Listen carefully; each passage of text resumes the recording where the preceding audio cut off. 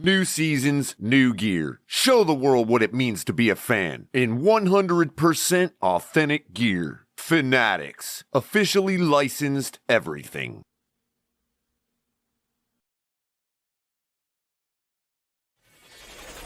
Get ready to dive into a new world of online shopping with the Fins Tailgate. Whether you're a die-hard sports fan or just looking for the latest fashion trends, we've got you covered. With a wide variety of products from your favorite sports teams to stylish accessories and home decor, we're your one-stop shop for all things tailgate. Our easy-to-use website and hassle-free checkout process make shopping with us a breeze.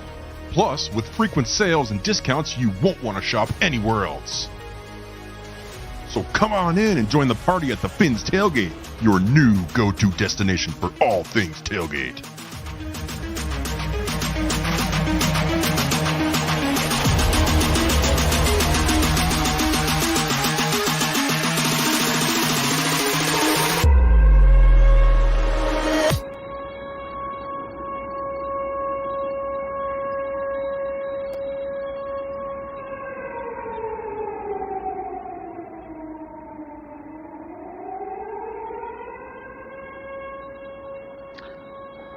Have your attention, please. This is a public service announcement by the TFTG.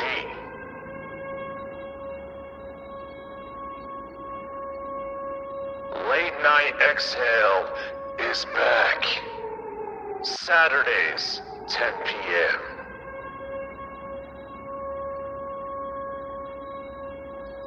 Let's begin.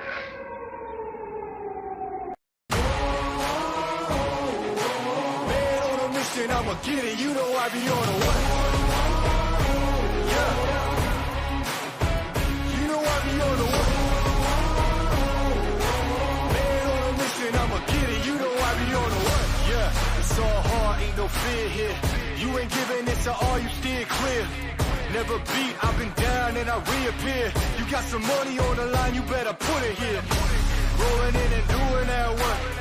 Check priorities, I'm doing that first. Them checks big and I'm sure that hurts, but it's checkmate, we ain't selling short, no the work. Good morning, Fin fans. This is Top of the Tailgate. My name is Ali the Persian. I am your host this evening. And we'll be steering this ship through this great morning. It's 6 a.m., currently 85 degrees with high, feels like 95 already, according to the weather report. Today's high is high of 90, low of 82. It's going to be a hot one. Luckily, there's going to be some afternoon showers. We'll see what happens. But while you're hanging out with us, check out some of the other shows we got up in this joint.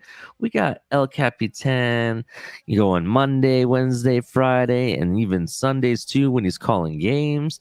We got Color and myself with Top of the Tailgate. Late Night Exhale is back, as you heard the public service announcement. 10 p.m. on Saturdays. Come check us out. It's the hype show. You're not going to want to miss it. Don't forget about KP. We got KP coming back here. We'll be getting him up and started here pretty shortly. You know, he was on vacation for a bit, so it's all good. We got Lewis and Shake Money doing drive times and smoke lounges, putting up some information. You got Shake Money all over the place. Make sure you follow him on Twitter, by the way, as well as Lewis. They're throwing spaces and, you know, doing interviews, and you never know where they're going to end up. So check them out while you're hanging out with us. In addition, if you'd like to donate for the channel and you like content, we accept donations. We accept Cash App, Venmo. We also have super stickers, super chats. Make sure you hit the like button. Turn on notifications. Tell your friends. Tell everybody. Make sure you do it. We would really appreciate it. Helps the channel out. We also offer memberships. Don't forget memberships, people. If you'd like to donate, it's pretty inexpensive. I mean, it's like $2 or $3 for the first level. We have Familia, Amigos, and MVP. You get exclusive content, which there was an exclusive hype video that got put out, which I will be switching to public view today. But that just gives you an example of stuff that you can get. In addition, you get notified faster, that there's different shows and whatnot. And you get these really awesome exclusive emojis and stuff that you can use to talk some smack in the chat, specifically to the Buffalo Bills fans. So definitely check that out. Let's not forget our affiliates. Definitely. We got Fanatics. That's right, ladies and gentlemen. You want to know where I get my draft hat? You want to know where I get my jerseys? You want to know all that kind of stuff? Check out Fanatics. Fanatics is they sell all officially licensed, gear. You can get everything there from every sport, every team. Even signed gear with the certification and all that stuff. You can definitely get it there. Use the link below in the description. It definitely helps out the channel. Basically tells them that we sent you over, and it gives us some credit. So we really appreciate that. You get all the same deals, no difference, all that's all the same. It's just that tells them that we sent you. Backroom collection. You want some really awesome artwork to go along with your memorabilia and gear and stuff? Check out Backroom Collection. They got some really cool custom stuff, custom pieces that you can get. And they have, different dolphin stuff, different sports that you can do. I think they do some custom work. In addition, they have these little cool accessories for the mini helmets that people like to get signed. So shout out to Backroom Collection. And Doobie Energy Drink. Doobie Energy Drink is, as color says, it's all smash, no crash. They say that they don't cause the jittering and the crashing that you normally get with some of the other energy drinks out there. They also claim to have a lot more minerals and vitamins that are more beneficial to the brain, that focuses on helps with focusing and concentration and stuff like that. I've read that they have some all natural caffeine that they include in it. So it doesn't have all that junk and stuff that's really harmful for the body.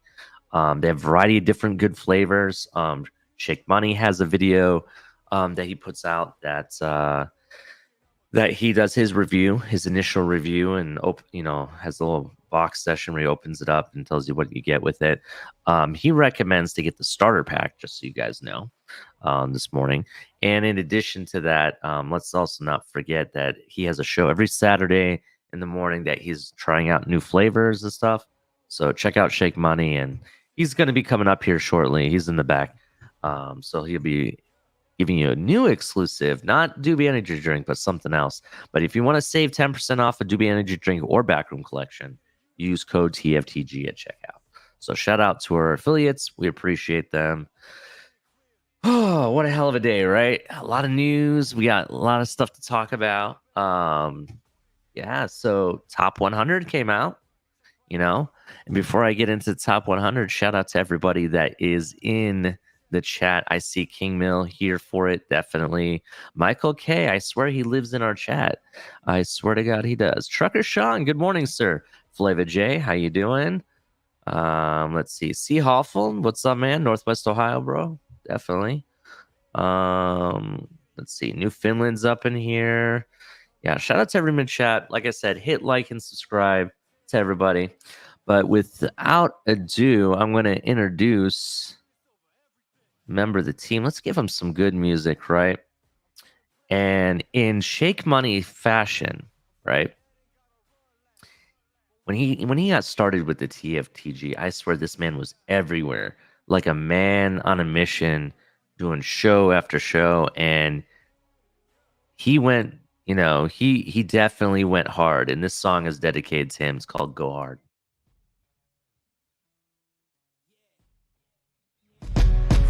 Let's go. We just gotta go hard. I go the hardest. I bring the pain. Not what you used to. It's all part of the game. Yeah, I just gotta go hard. I just gotta go hard. Go hard. Yeah, man. All right, Shake Money. What's up, brother? Good morning, sir. Top of the tailgate there, laddie. What's up, Shake? How you been, man? I'm doing good, man. I'm trying my new mushroom coffee for the first time, and I'm impressed. Oh, breaking news. Shake Money is trying mushroom coffee. Let's get that up here. It's coffee of the week. So coffee of the week, I guess, is this mushroom coffee. What is the company that manufactures it? It's called Rise. Just not like not Stephen Ross's initiative program, but it's called Rise. And it has read the ingredients here. Let me turn the lights on real quick. Oop. It has 6 different mushrooms. It has cordyceps, lion's mane, reishi, shakir. It looked like it said shit take, but no, it's turkey tail and king trumpet, which are Is it shiitake mushrooms or something? Yeah, shiitake Okay. mushrooms. Okay. It helps immune. Then turkey tail with digest, king trumpet with anti-inflammatory, cordyceps with stamina, lion's mane with focus, and reishi with stress relief. So it has like 8 different mushrooms. I take 1 scoop, poured it with a little bit of warm water, stirred it, and this is my new coffee for the lease. If it does good, it'll be my new permanent coffee. Yeah, so I'm reading a little bit about Rise. It says each organic mushroom is in our blend was carefully handpicked for its distinct health benefits to address your physical and mental well-being, as well as everything in between. Just stir water, relax, let these adaptogens work their magic, it says. Let's see what else it says here. It says it's keto friendly, paleo friendly, it's vegan friendly, non-GMO, no sugar, gluten free, dairy free, soy free. It's free everything. It's free coffee. Yeah, It might as well be free. yeah. I don't drink anything with soy in it. Holy shit, that shit. Yeah, but it has a 5-star review. Over 30,000 plus people put in reviews, and it has 5 stars. It's been featured on Business Insider, Forbes, Entrepreneur, and Yahoo News. Let's see here. It basically covering all aspects of health, mental and physical. Cordyceps for stamina, lion's mane for focus, reishi for stress, turkey tail for gut health, shiitake for immunity. So that's what the shiitake is really good for. And then king trumpet for oxidative stress, it says. You go to their website, risesuperfoods.com. There's a variety of information, including how each one of those items really help the body and what they do exactly, with more explanation. So definitely check them out. Again, that's Rise, RYZE, superfoods.com. You can order, mushroom coffee there as well. Now, can you give us a little bit of a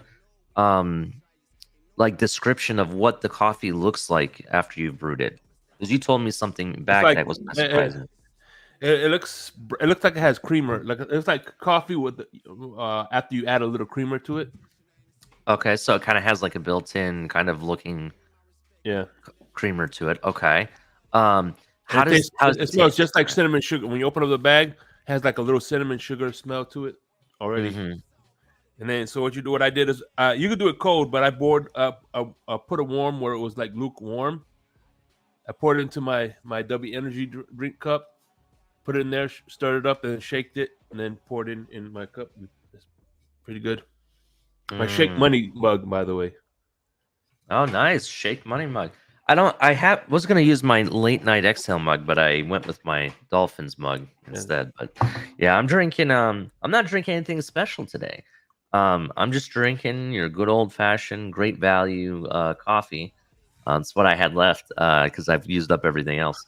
Great value coffee is not bad. They use 100% Arabic beans.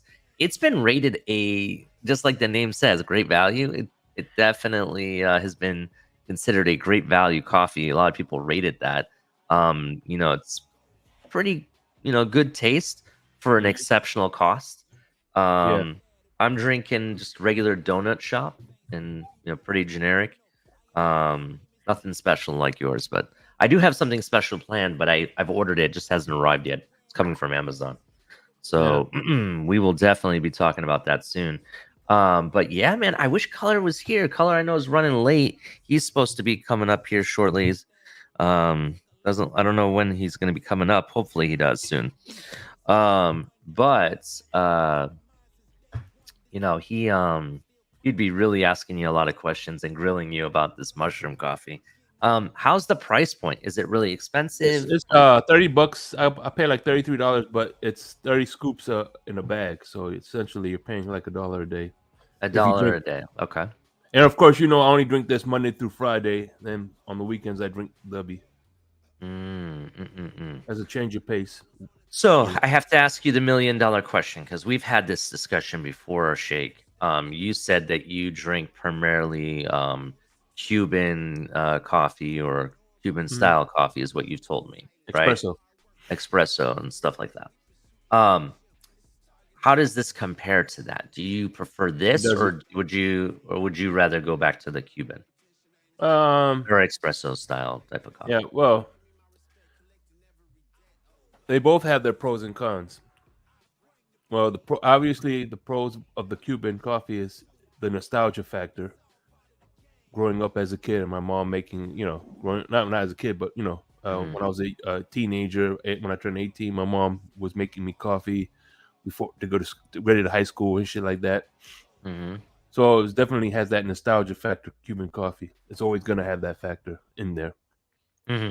But however, the thing I do like about this versus the Cuban coffee is I just put a scoop, it's done. Versus you gotta wait for the thing to boil and shit like that, and then. So this, you just add hot water. That's pretty much all you do. Hot water, cold water, whatever kind of water you want to add to it. Just shake, turn and shake. That's it. Interesting. Very, very interesting. All right. Well, again, you can get that at risesuperfoods.com. So definitely check them out. All right. Let's keep it moving here, Shake Money. Our next segment is Cause for Cleats. Today's Cause for Cleats, and let me bring that up. Today's Cause for Cleats is... Here we go. Tough, the Uniform Funding Foundation, right? If you don't know about Tough, let me tell you a few things about them, and you can go to Get Tough. That's GETTUFF.org to read more about them. But their mission is to provide uniforms, equipment, and mentorship to undeserved youth athletes. Entering his sophomore season at the University of Michigan, team founder and executive director Adam Shibley decided that he wanted to do more with his life. After being inspired by teammates Carlo Kemp and Chase Winovich's philanthropic efforts, it says, Shibley began contemplating how to make a change in the world. Thinking back to attending St. Ignatius High School in Cleveland, Ohio. Yes, shout out to them. They generally put out a lot of good talent, just so you guys know. He recalled an occasion when youth football players approaching his career about fundraising for their upcoming season. He vividly remembers feeling moved when donating a $20 bill. For Shibley, growing up in the suburbs, he was not concerned about pay-to-play fees or even viewed money as a deterrent to him playing youth sports. Yet these systematic boundaries into entry in youth athletic world is what drives him the Tough team today. Financial limitations should never prevent a child from experiencing youth sports and the corresponding countless life lessons. Now the facts. The facts are pay-to-play fees rise. Many young children struggling financially to participate in athletics. More so, highly impoverished area. I can't even speak today. Holy crap. Highly impoverished areas are increasingly unable to sustain youth teams, unfairly hindering them from the vast array of benefits gained from sports. Additionally, the hindrance extends to a lack of mentorship in sports and academics for many of those children. According to University of Michigan's national poll on children's health, 61% of youth athletes in the middle and high school age range were charged a pay to play fee, averaging $381 per season. In 2018, the percentage of children ages 6 to 12 from households with incomes under 25,000 who do not engage in any sport activity throughout the school year was over 30%, whereas only 15% of youths from households with incomes ranging 75,000 to 99,000 did not participate. Recognizing the detrimental impact that participation costs have on creating equal opportunity for student athletes, Tough helps to alleviate the financial burden placed on individuals from low-income communities. Through our uniform/equipment donations, we support youth teams with new and safe uniforms and equipment and gear while mandating that each program lower their pay-to-play fee. So shout out to the Tough team. Again, you can go to gettough.org to learn more about what they do, how to donate, how to provide donations. You want to know about their impact. They have raised over $568,320 total funds raised in support of their mission. They have basically served over 4,000 athletes to today's date. So shout out to the Uniform Foundation. And again, you can go to gettough.org to find out more. So again, as we've always said, we're not affiliated with any of these Cause for Cleats or foundations or organizations. We're just bringing awareness to them. You know, if you'd like to donate, or you have someone that may be in need that needs to know about this program, shout out to them, and it definitely helps. So that's a pretty cool program. I think that's awesome. I think that's something that I think from my youth, sports seemed to be a lot more accessible. There was a lot more after school sports programs, youth programs, soccer leagues and stuff. And now it seems like they go out of their way to make it harder for children to even play sports.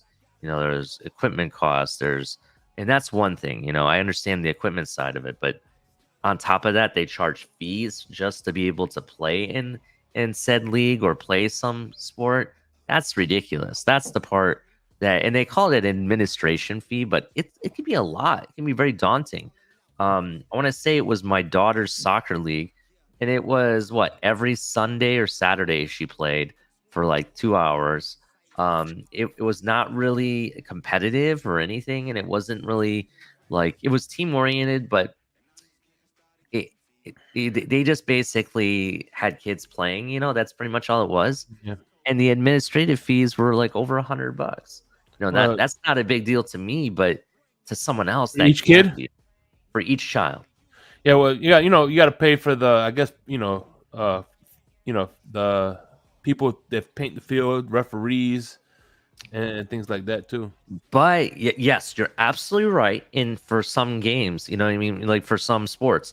But this was soccer, first of all, and they were already using the local elementary school soccer field that already had the lines, and they weren't really using referees. They were just having the coaches referee the scrimmages, because that's basically what it was. Like I said, it wasn't very competitive at all, and it was really just about team building and basically learning basics of soccer is basically what it was. And she had a great time. It was good times. Even for that, I've played in lesser leagues that are even more competitive, and played and paid even more myself, so I know what these fees look like, as a child. So that's why I'm kind of like, that it sucks how they're paying. I don't know if I told you this. I don't know if they stopped it or not, but like a year ago or before the pandemic, I'm sorry, about 2 or 3 years ago, I was driving past the local basketball courts that they have fenced in at this park that's near me, right? They were charging $5 per child just to come in to shoot hoops.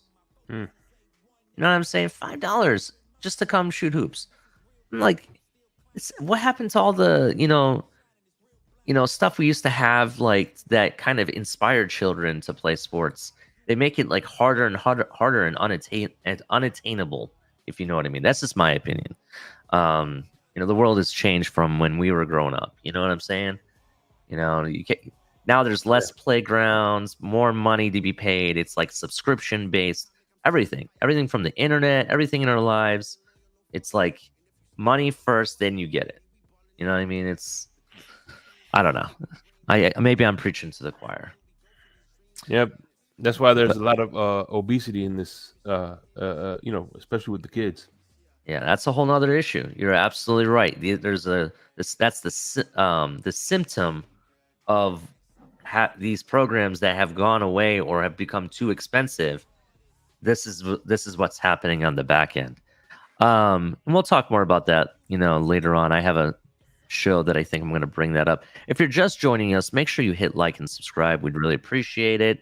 We got Seahawful, like I said, Newfoundland. Who else do I got up in here? Q, I see you, bro. Adam Sadowski, V21. How you doing? If I didn't say your name, shout out to you. Heather Long, I see you. Good morning. Good morning. Kenna Rankin, what is up? How's everybody doing? And now we got Color up in the house. Good morning, Color. Color, you might be on mute. Sorry. Good morning, guys. Good morning. You just missed it, Color. Shake Money came up here and had some breaking news and breaking review. Oh, yeah? He got the mushroom coffee.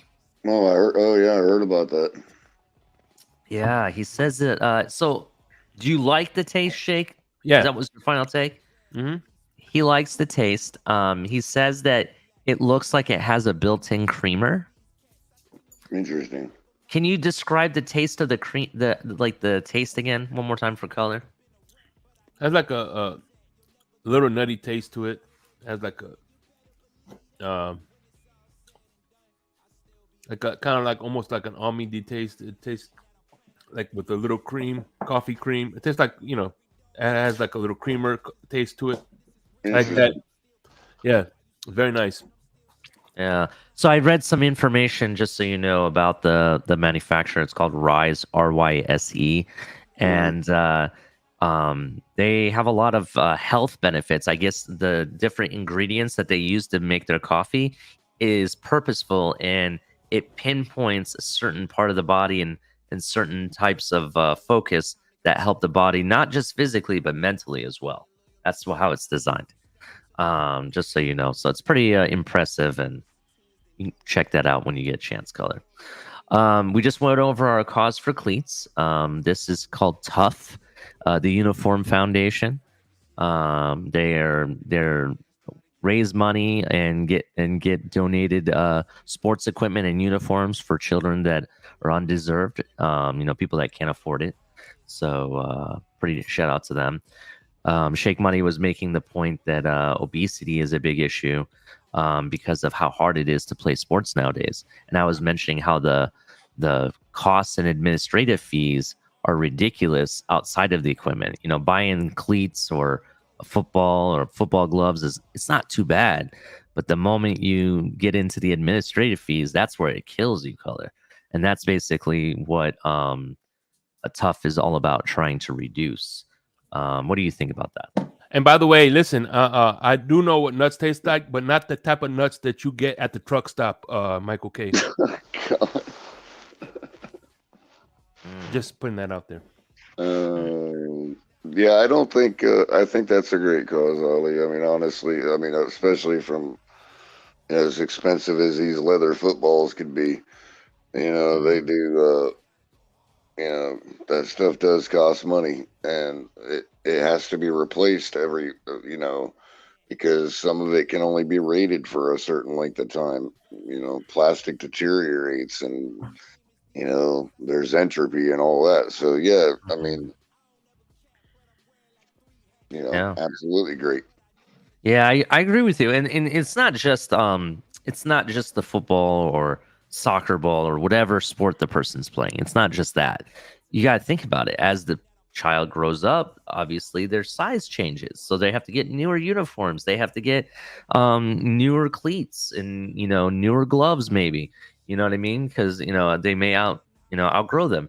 But I think that is definitely a good cause for that as well. But also on top of it, Color, the administrative fees. This is where those organizations that think they're doing something good, I think in some cases they're taking advantage. You know what I mean? Like I just get described a soccer league, youth soccer league, summer league that my daughter played in as a young child, and the administrative fees were well over $100. In some cases, some of these competitive youth football leagues, soccer leagues, and stuff, $100 is just maybe for the first month. I know there's a league out there for children that it's like $100 per month for the year. You know what I mean? It can rack up. And sometimes I think that makes sports unattainable. And that was my argument and why programs like this is great. And I think it's a great cause. So that's where I'm at. But yeah. So any final thoughts on the cause for cleats, gentlemen? No?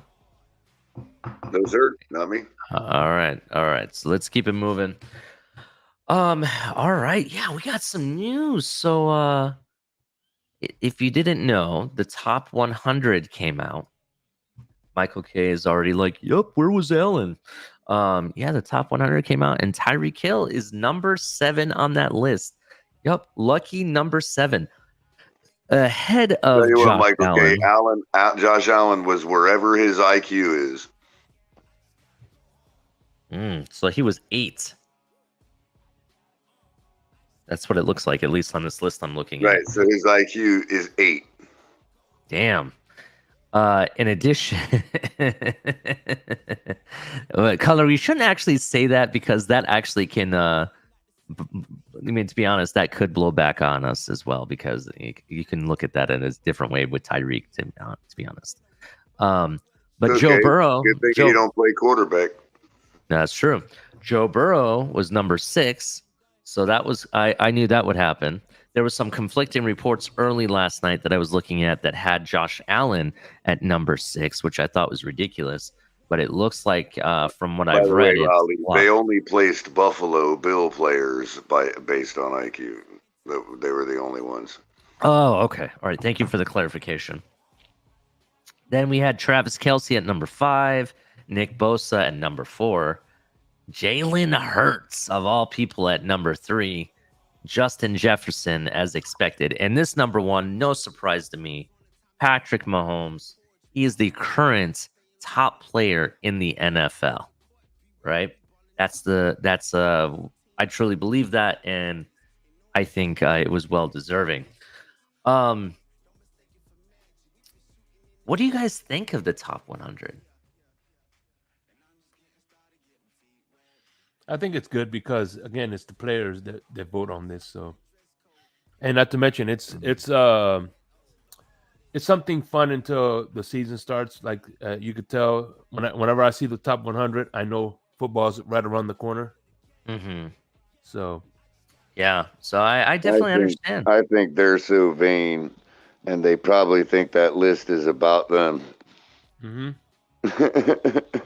Well, obviously, that's that Captain Obvious moment of the morning. Obviously, they think it's about them since they're the one voting on it. Mm-hmm. Well, that's how the song goes, Yeah, definitely. I think so this song is about you, though. Yeah. So I think the list is pretty accurate for the most part. There are some questionable things. I do think Jalen Waddle deserved to be much higher on that list. I was looking at the full list, and there's players that I rated lower than than Jalen Waddle, so I think he got a little bit shafted. X didn't make the list, which was very surprising. I know he had a down year last season, but especially since he can catch the ball better than Waddle.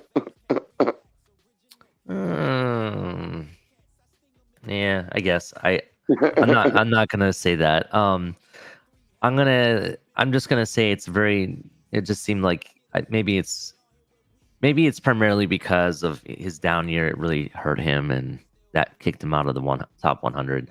But I will say, if I'm him, I would use that as motivation for this season, to get back to his normal self. I truly believe when this season starts, X will be back to his normal self. I think he's taking it easy since he was nursing an injury, not trying to re-aggravate it. What we've seen in training camp, and he's done just enough to say he's doing his job. So it's not like he's doing poorly in training camp or anything. But I was hoping to see him on this list at some point, but we didn't see that. So it's all good though. We'll see what happens going forward. What else do we got going on coming in the news? If you didn't know, we brought in several players. We released Blackman, the quarterback, our fourth quarterback. We've released him officially. And who did we bring in? What was his name? Funny or color?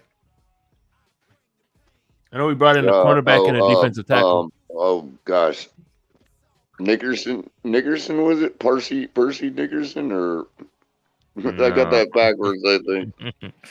I think it was Nick something. Let me. We brought in Nick Bosa. Shit, we're winning the Super Bowl with that move. I'm telling you that right now. That's a Super Bowl move if you were to do that. Hold on. It's gonna be totally the spoonerism. I'm sure of it, Ollie. I think I got it backwards. Perry Nickerson. Yes, Perry Nickerson is. Oh, I was right. You were right. I'm sorry. Oh, look at that. See? Yeah, so Perry Nickerson is who we brought in. We released James Blackman. Perry Nickerson is a 2018 6th-round draft pick who surprisingly ran. I thought you were going to say it was Nick Perryson. I couldn't think of his last name. My bad. But what's funny is we picked up the Jets' former cornerback, and they picked up our former linebacker. Yeah, I know that Sam Iguave. Yeah. Mm-hmm. But surprisingly enough, this 6th-rounder had a 40 time in the combine of a 4.32. That's super fast, right? Wow. Yeah, he played for Minnesota, the Jets, and some other teams in his career. I think he's kind of a camp body, but you never know. Maybe they can make something out of him, In addition to that, we also brought in a defensive tackle.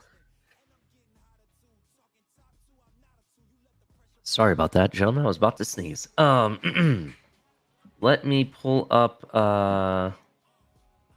the defensive tackle that we brought in. Deshaun Hand, and waive defensive tackle Anthony Montalvo. Deshaun Hand, let me pull up information on him just to give you guys some thoughts here. Deshaun Hand is 27 years of age. He went to the University of Alabama, so he's a former Bama player. Let's see what else I can find about him. Let's see. He plays. All right, so here we go. Played for Alabama. He was drafted by the Detroit Lions in the 4th round in 2018 draft, the same draft that Nickerson came from. He was made professional debut with the Lions season opener against the Jets. In week 4 against Dallas Cowboys, he recorded his first professional sack. In the following game, he was able to record another sack in the victory against Green Bay Packers. He was placed on an injured reserve in 2018. Sophomore year riddled with injuries. 2020, Hand was relegated to a backup role, playing about 50% of the total defensive snaps while he was starting one game of 10 games played. He missed 3 games early in the season with a groin injury. So he's had some injuries. He played for the Colts for a while, for a year, Tennessee last year, and now he's with the Miami Dolphins. We said it. We discussed it on this show. We thought that they would bring in another defensive tackle. They did. We said they would address the safety position earlier on. They did. I do expect them to address the running back room at some point.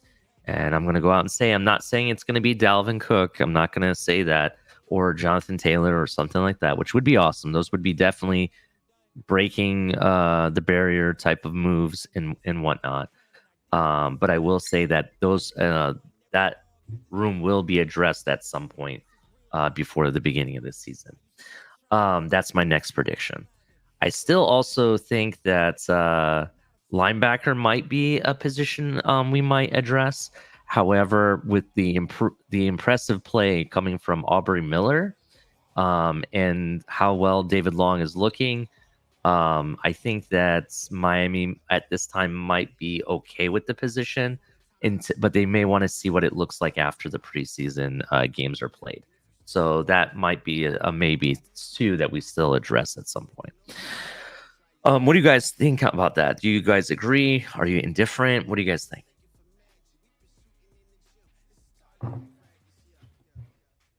Shake money, color. Oh, I think you're right about the linebacker. I mean, we did bring in a couple days ago. Mike Rose. Yeah, but Mike Rose, I really think is a camp body. He hasn't done anything outside of the XFL. Even with the XFL, his play was very limited. And I was looking, the benefit to him, he definitely would bring size to the linebacker position if he were to make it. But I think it's a long shot for him to make it, to be honest. But go ahead. Yeah. Go ahead. What you were saying, Colin. Oh, that's about it. I mean, that's about it. But as far as being a long shot, yeah, we've already got long shots on our team that you need to stand in line for. So, yeah, I mean, you're pretty much talking about a guy bringing in to give others time off. Mm-hmm. Yeah, I definitely understand. I think some of these moves are being made because they do plan sitting some of their starters for the first game. I think that's kind of where this is going, because we made some additions to the cornerback room that I kind of didn't expect, to be honest. Like this, Perry Nickerson, or the guy that we got. Let me find his name real quick. But the guy that is related to Darrelle Revis that we signed. I didn't expect guys like that to be brought in addition to what we already have. By the way, Ali, I know the guy's just a camp body and all that, and we really don't expect nothing. Yeah. But Perry Nickerson is one hell of a football name. I'm just saying. Oh, yeah, definitely. I understand. I agree with that. That's definitely a football name. That I can tell you. But I'm just saying the position itself, it didn't seem like we really had to address it much because of how well the corners look like in camp already. We already brought in Eli Apple. You know, we've seen Noah, Eli, Cam Smith. We've seen all these guys play and fill in that position, with the number ones and number twos and stuff. And it looks like we have a lot of depth. Why bring in more? But I was thinking about it, to avoid further injury before the beginning of the season, you may want to bring more, because you're not going to be wanting to play your starters the full preseason. You know what I mean? It makes sense. And you don't want to risk more injury to players that you're going to need at depth. You know what I mean? And also, it gives it time for guys like Nick Needham to, get back to where he was at, as well as, guys like Trill Williams and whatnot. But I'm happy with the position. This is the one room that on this team that I think we have tons of depth, and we're not going to have to worry very much until Ramsey gets back. I think everything will be just fine. That's just my opinion. Any thoughts on the cornerback room before we keep it moving? Hey, it's going to be Tua, Skyler, Mike White. I will. I will take that. I won't argue with you. Look, I'm not even worried about the quarterback room at this time. Um, Tua is definitely miles ahead. The backup quarterback position, I'm gonna go with whoever is the most ready at that time. It doesn't matter if it's Skyler or Mike White. We're still rooting. Yeah, Color for sure. won't. Color may not have admitted this, but Color knows the talent that Mike White brings. We even picked him on our DraftKings selection, if you remember, Color. We broke that down, and we were right. We scored big time with Mike White. Remember that? I mean, he might be White and he might be Wong, but we'll see. Wow. All right, Color. But speaking of the preseason and where they stand now. We've seen a lot of the defense. The defense has played dominant. The front four has been like a wrecking machine.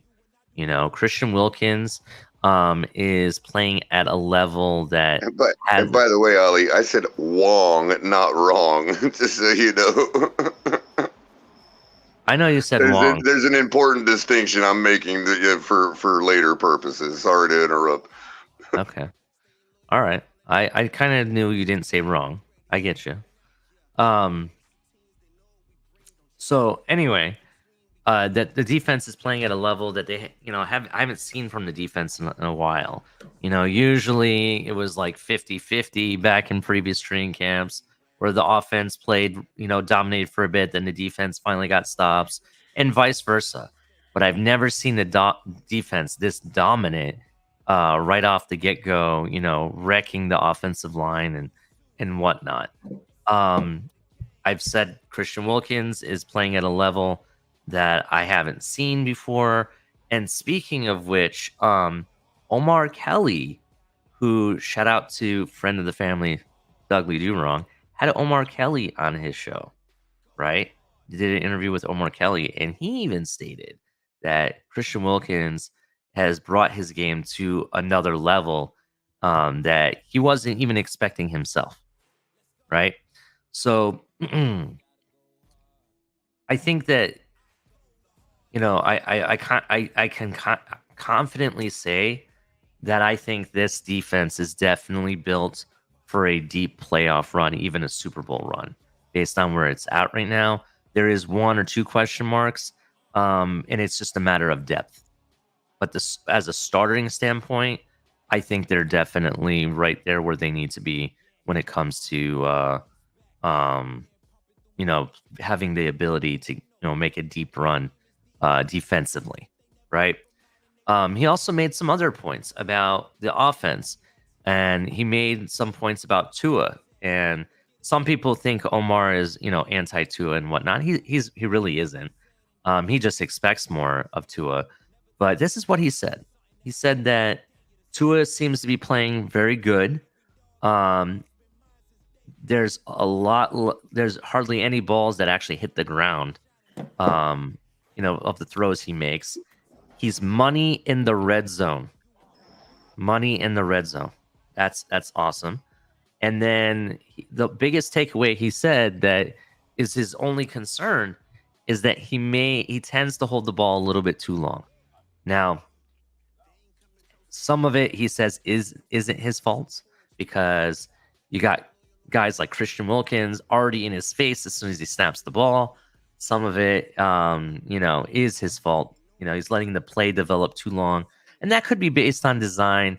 It could also be because he's working on, making sure he checks every read before he passes the ball. There's a lot of different things that goes into that.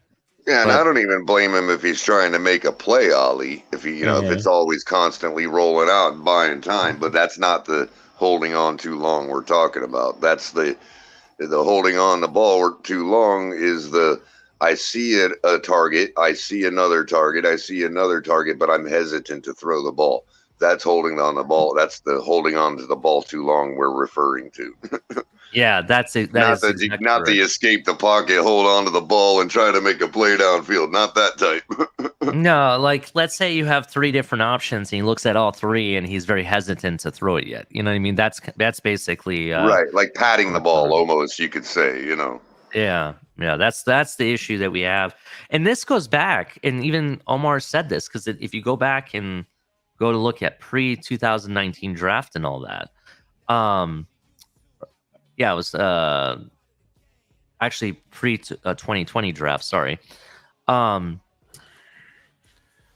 he held the ball too long even in the Alabama days. That was Saban's one criticism of the player, was the fact that he tends to hold the ball too long.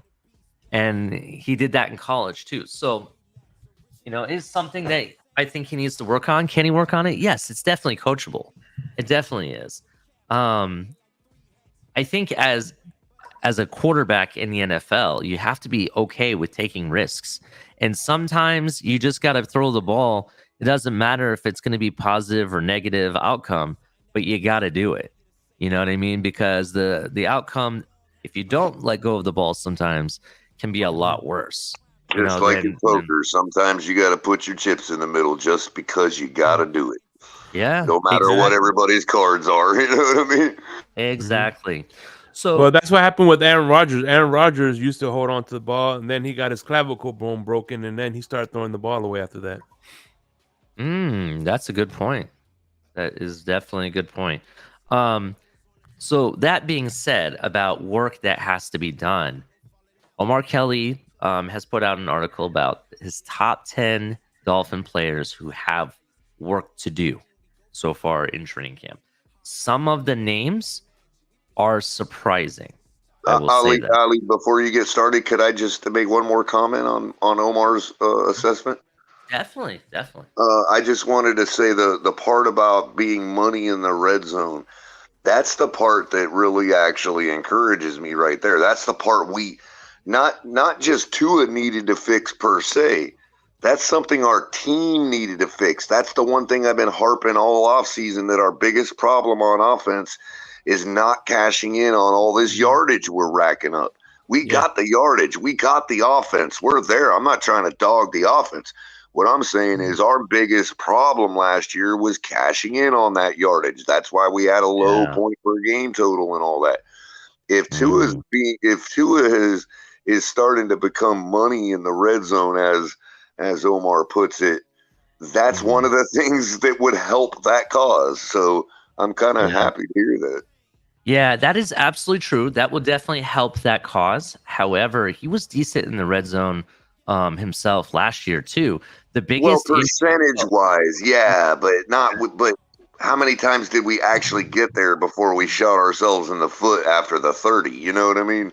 Yeah, I understand. But part of that also, Color, can you argue, and just let me know if I'm wrong, can it be argued that some of that was because of the poor play calling? And what I mean possibly. Sure. Like you didn't near see the number of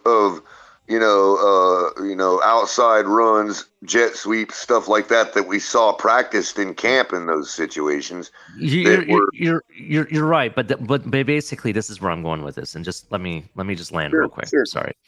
What I'm referencing is there'd be times last season where Tua was coming off a huge play to Waddle or Tyreek that they threw the ball and they ran like 50 yards, for example, and we're at the 40-yard line, 35-yard line of the opposing defense, and we, instead of keeping with that rhythm and flow, they halted the game by running the ball, and it didn't go anywhere. You know what I mean? Right. Then next thing you know, it's 3rd and 1, and we wasted a timeout. It's 4th and 1, and then we didn't get it, and we didn't score on that huge drive that we just had. You know what I mean? Right. And it seemed like, why did you go away from the pass when it was working so well? You should have just kept the knee on the neck. You know what I mean? Yeah, absolutely. That's another area that causes the same thing. We're talking about several different things that could cause you to not cash in points, and that is definitely one of them as well. So that's something I think, before I even get into this list, because he's not on this list, but I think that's something Mike McDaniel has to work on as him for himself and his play calling abilities. I'm not doubting the man. I know the quarterback, or not the quarterback, the head coach can do it and make sure the appropriate calls are being made. I know this guy can do it. He's definitely is very good at play calling when it comes to the right play. I just think in this instance, at times we ran the ball when we shouldn't have, and we didn't run the ball when we should have, throughout the season. And that's kind of where I'm at with it. If he can get better at the timing of his of the run and making sure it's appropriate and knowing when to take the knee off of the neck and everything, as you put it, I think that's something Mike McDaniel has to work on, and that's what I expect of him. But go ahead with what you were saying, Color.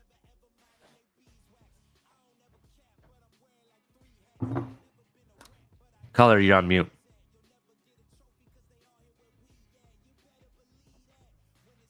Color, did we lose you? You can hear me, right, Shake? Yeah, I can hear you.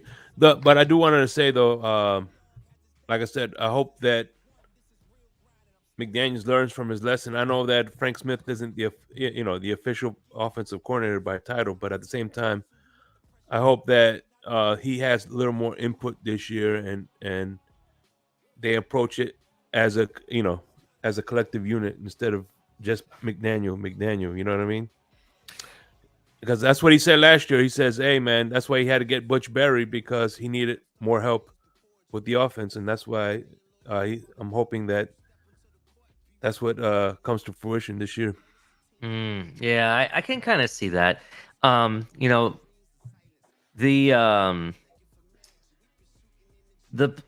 You could be right. I think he did have some issues when it came to the personnel, the coaching personnel. There was issues with the offensive line, and the offensive line coach didn't seem to be on the same page with him. And I think he had to babysit a lot more. That's something the offensive coordinator seemed to have to do. He was constantly babysitting the offensive line and the offensive line coaches and whatnot. And in turn, it took away from his ability to assist McDaniel with play calling and whatnot. So I think bringing in Butch Berry takes some of that pressure off of both the offensive coordinator and the head coach, so they can focus more on the play calling and aspect of the game. So you're absolutely right about that. So, Shake. Color, you mean? I didn't know if you could hear me. Yeah, you had a blank look on your face and you're shaking your head. Yeah. Sorry. No. Color, you there? Color, back out and come back in because we can't hear you. If you're just joining us, make sure you hit the like button. We're going to go over this article by Omar Kelly. I know there's some questions in the chat. Save them for the end. We're going to probably do 15 minutes of Q&A. Yes, sir, Ali. I was pouring my coffee. Sorry about that. Oh, no, it's okay. Did you have any final thoughts about what you were saying, though, about the cashing in on the yardage? No, not really. Other than I really think that's been our biggest issue the past couple seasons. And it reflects in our points per game. It just does. There's no way you're going to tell me that a team with two receivers over 1,000 yards, and all the other stuff we have production wise and yardage wise, top 10 offense, all that stuff you hear. Mm-hmm. Yet we're at the bottom of the barrel when it comes to scoring points in the league. That just doesn't add up to me. Yeah, that is true. Like I said, there was so many drives where they were rocking and rolling, full head of steam, and then it gets halted at the wrong moment. You know what I mean? And some of it is play calling, and just or miscommunication or a wide open drop ball by a running back. There's so many different things that happen. Like for example, the pass in the Cincinnati game, Edmonds should have caught that. That game, we could have won. If Edmonds had have caught that, we could have possibly, regardless of what happened with Tua and whatnot in that Cincinnati game, we could have won that game had that touchdown been scored properly. You know what I mean? People don't realize it, but those little extra points, absolutely. doesn't matter how many 1 or 2 or 3 extra points or 4 extra points that you're getting, in the long run adds up at the end. So that's something to think about. Let's go over this article, though. This is by Omar Kelly. 10 Dolphin players who have work to do. Some of the names are surprising. He goes on to say, ever order something at a restaurant because it sounded appetizing, but then end the meal disappointed in your selection? Yeah, that happens to me all the time. Only not because like I go to places where they don't know how to make certain things. It's because I like to try new things all the time. And sometimes I'm very disappointed about what I tried new. And sometimes I'm very happy about my decision. That's possibly how the Miami Dolphin coaches, executives, and scouts feel about a handful of players they hoped would be key contributors, if not starters, on the 2023 team. Number 1, defensive end, Emmanuel Ogbah. Initially felt and said Vic Fangio's defense would benefit Ogbah the most, and must now admit that he says, I was completely wrong in this assessment. Couldn't have been more wrong about anything regardless this team, because Ogbah has looked like a fish out of water in his new role as a stand-up pass rusher. He's had one solid day in 9 practices and seemingly lacks the fluidity to thrive as a stand-up outside linebacker. It'll be interesting to see the Dolphins allow Ogbah to put his hand in the dirt the rest of the training camp. If I were general manager Chris Greer, I'd be shopping Ogbah to a traditional 4-3 team searching for a starting defensive end. I'm going to agree to disagree with Omar here. You and I both know everything that they show in public or in front of media and stuff, that kind of stuff is going to be really vanilla at times, or you're going to want to try new things that are unexpected, kind of in a way, like, how do I put this? You want to try something that may not work in front of people, just to kind of hide what they're really doing. You know what I mean? Not saying that Ogbah won't come up as a stand-up pass rusher, but I kind of like that they're trying to diversify the different positions and players in what they do. They're basically trying to create versatility. You know what I mean? And I'm okay with them showing that's what it looks like they're doing primarily, but I don't expect them to do it all the time. You know what I mean? That's something I expect every once in a while. They have him line up that way or put his hand in the dirt. I don't know. What do you guys think about that? I think it's too soon to make that assessment that it looks really bad and whatnot. I think he can still be a contributor. What do you guys think? Also, You're not calling Omar Kelly a liar, are you? I can't call him. Inside joke. Well, I can't call him a liar because he sees it from one view. I'm seeing it from a different view. Both can be true. I was also hearing in training camp that he was also taking snaps at defensive tackle too. Yes. I did see him in the inside a few times, and he was doing defensive tackle drills, whereas people like Chubb and Phillips were doing strictly defensive end or outside linebacker drills. You know what I mean? So right. That's what was surprising to me. I expected them to convert him completely to defensive tackle, only because the guy looks bigger, bro. Looks bigger than what he did before. He doesn't have that that Jalen Phillips type of body build. Now he looks like almost, I mean, in my opinion, he is a little bit thinner, but he almost looks like he has a build similar to Raekwon Davis, for example. You know what I mean? It's I don't know. What do you think, Color?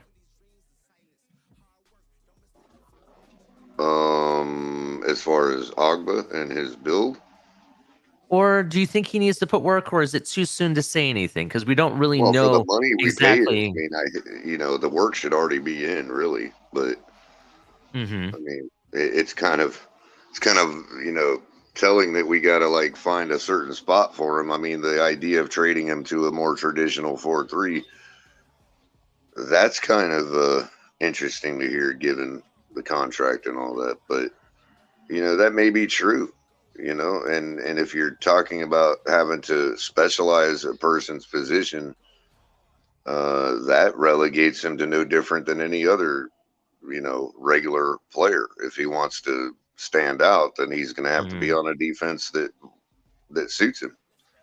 So I can understand why Omar came up with the idea of trading him like that. But yeah, interesting. Let's see what else they got to say. So number 2 on this list, left guard Liam Eichenberg. The Dolphins are having open auditions to determine who wants to be Miami's starting left guard because of Eichenberg's struggles. Eichenberg is the equivalent of quicksand, seemingly getting worse by the day, and someone needs to throw him a lifeline before Isaiah Wynn, Lester Cotton, or Robert Jones, or Dan Feeney takes his starting spot. I'm going to tell you right now, it's Isaiah Wynn's to lose, to be honest. It's possible that Teron Armstead's presence at practice will help stabilize the left side of the offensive line, but that doesn't mean there isn't a legitimate issue.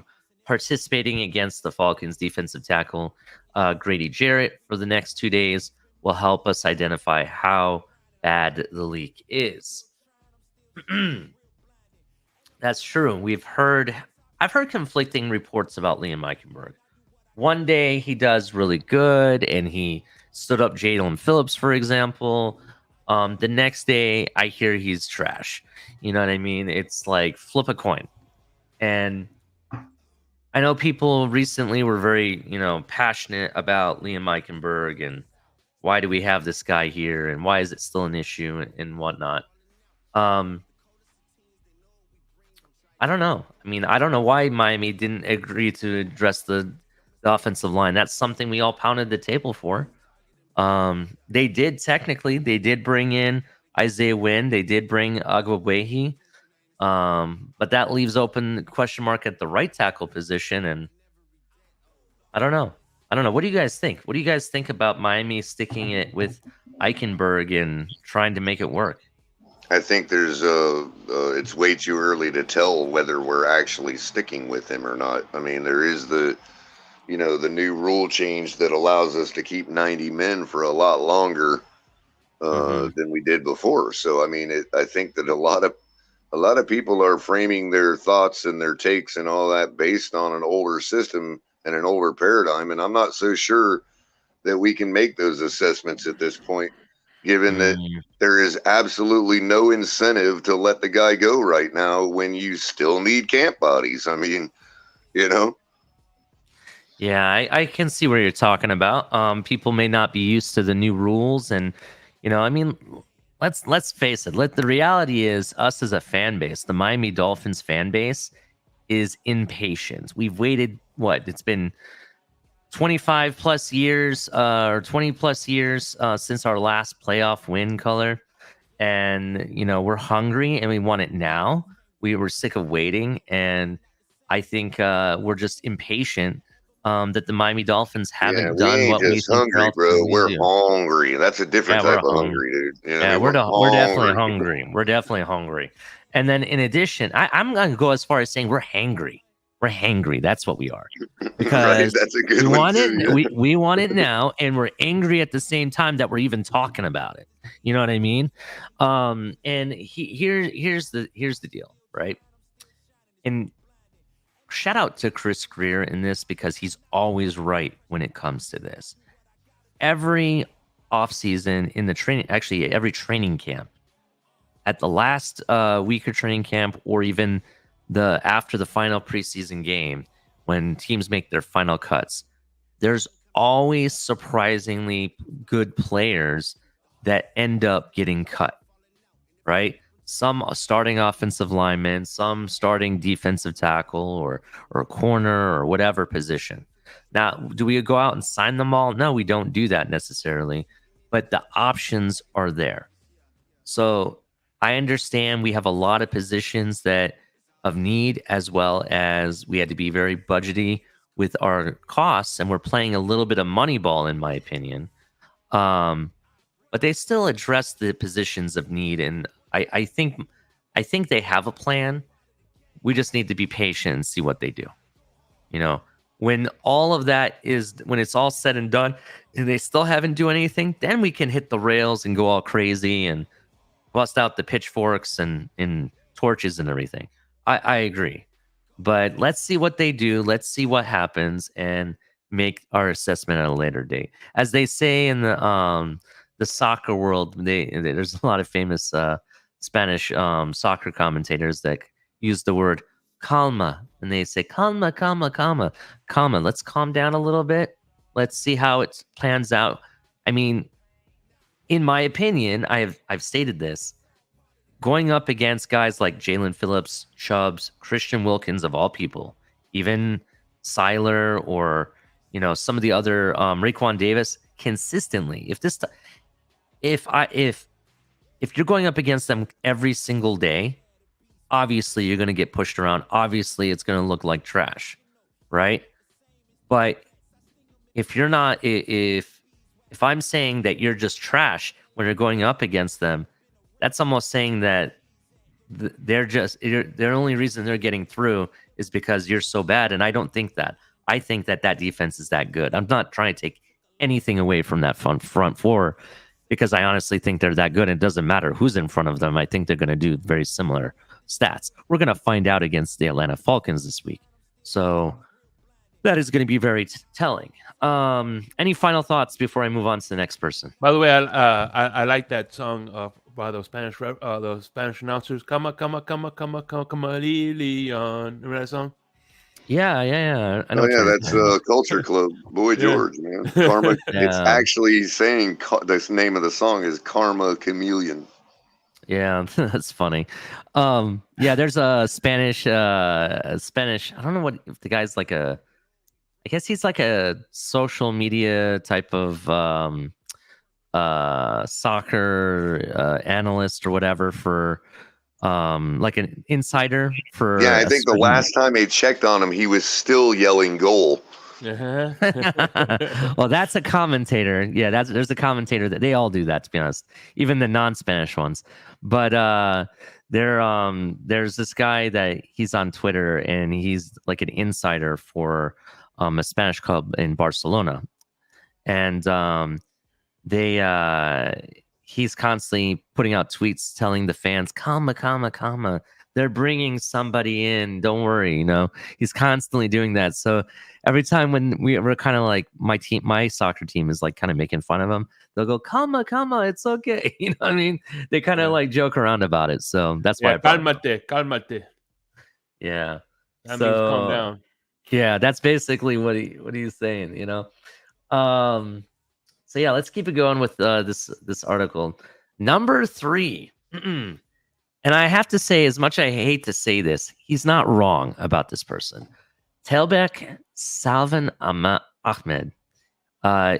It's the same story every year with Ahmed. He's one of camp's top playmakers, which we have seen him make plays at the beginning of camp when the pads aren't on. But when they come on, pulls a disappearing act. I kind of agree with this. Every year we say Salvan Ahmed's impressive. He looks like he's fast. Batman's calling him running back number 1 and whatnot. Well, you tend to do that when he's sitting next to you. I get that. But what I'm saying, he said it even when he's not standing next to him. Right. And it's because he was making big time plays in training camp, but without pads on. Now that the pads are on, I think maybe we saw one play with him all together, color, when we were there at the stadium. It didn't seem like he popped like every other time. It was more Myles Gaskin. And even Omar says at this moment, Myles Gaskin brings more to the team than Ahmed because he has more polished skill set as a runner. But he's consistently been tantalized by Ahmed's playmaking ability. But this isn't flag football, it's actual football. And Ahmed needs to carry his pads better. And to be honest with you, we've been tantalized for 3 years now, bro? Or whatever it's been. You know what I mean? It's been 2 or 3 years, exactly. It has been like 2 or 3. You're right.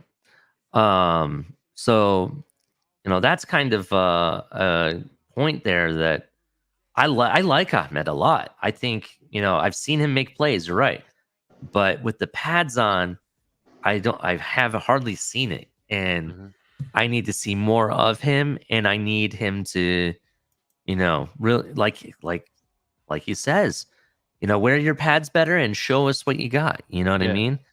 So That kind of reminds me of two players, Jakeem Grant and Charles Harris. I remember when Charles Harris didn't have the pads on. Oh man, Charles Harris, he's getting to the line fast, and then same thing with Jakeem Grant. Oh, Jakeem Grant, he's making all these big plays in training camp. As soon as the pad comes on, they disappear.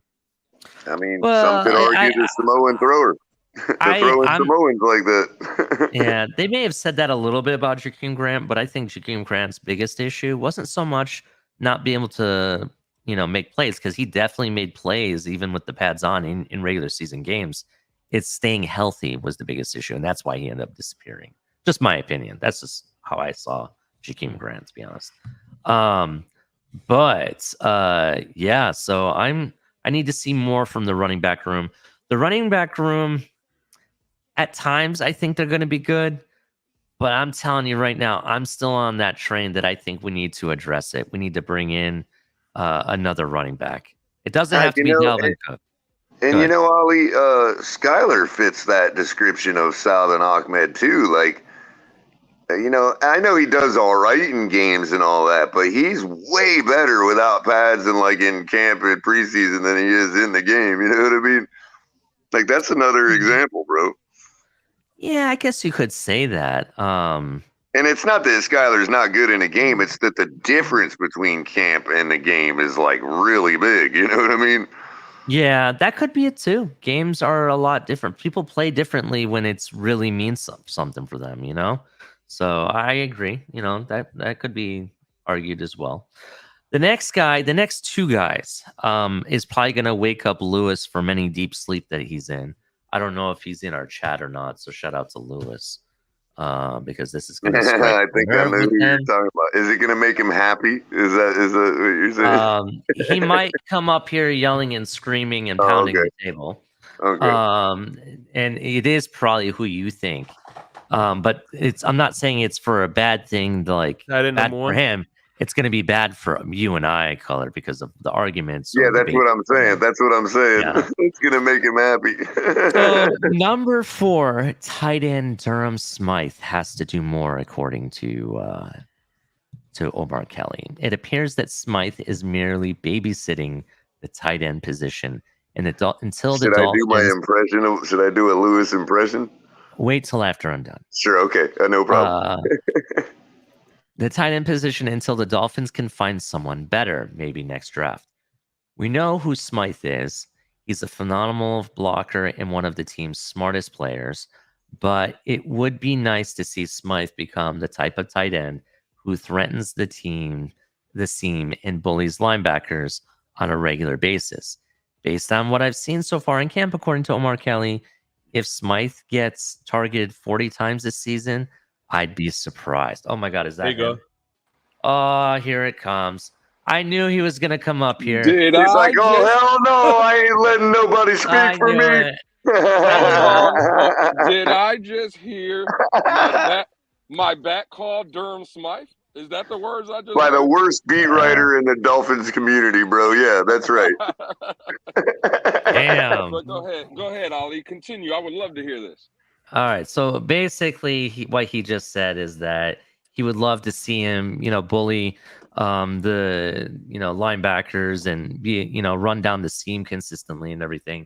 But he hasn't showed it yet. He's just doing enough to babysit the tight end room until they get somebody better. That's basically what Omar is saying. But technically, he's not saying what me and others such, and I know I'm calling out this person's name, and no disrespect, I'm actually giving you respect for this. What EM told you, Lewis, is that Durham Smythe is just doing enough to do his job. And that's basically what Omar said, that he's just doing enough being a babysitter. But he didn't say he was horrible either. You know what I mean? So absolutely.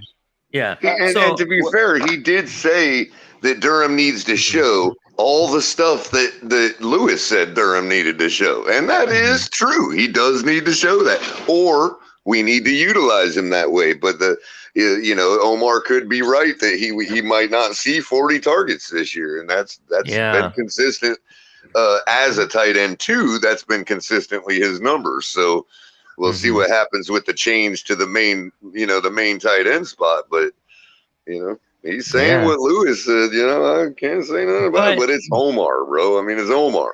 Yeah, but it doesn't end there, Color. Let's go on to the next person. Because it's going to stay in the same room, right? And this is where I do agree with Lewis. We do need some type of upgrade at that position. I agree. Sure. But I think that even by bringing in an upgrade, I still think Durham Smythe is a necessity in the room. That's basically where I'm at with it. This is what he went on to say about the next person. The next person on this list is tight end Tyler Kroft. Kroft, an 8-year veteran in Miami's most experienced tight end on the roster, but you'd never know based on how quiet he has been during practices. At this point, he's trailing Eric Sauber, who I actually like, in the battle to determine whose works with Smythe in Miami's 2 tight end packages, but not by much, which means a strong performance in the pair of joint practices and the 3 expedition games could close the gap. So he's even saying that person needs to do more. I'm gonna be honest. Eric Sauber is doing exactly what I expected, and I honestly think he's a lock to make this 53-man roster. Just my opinion.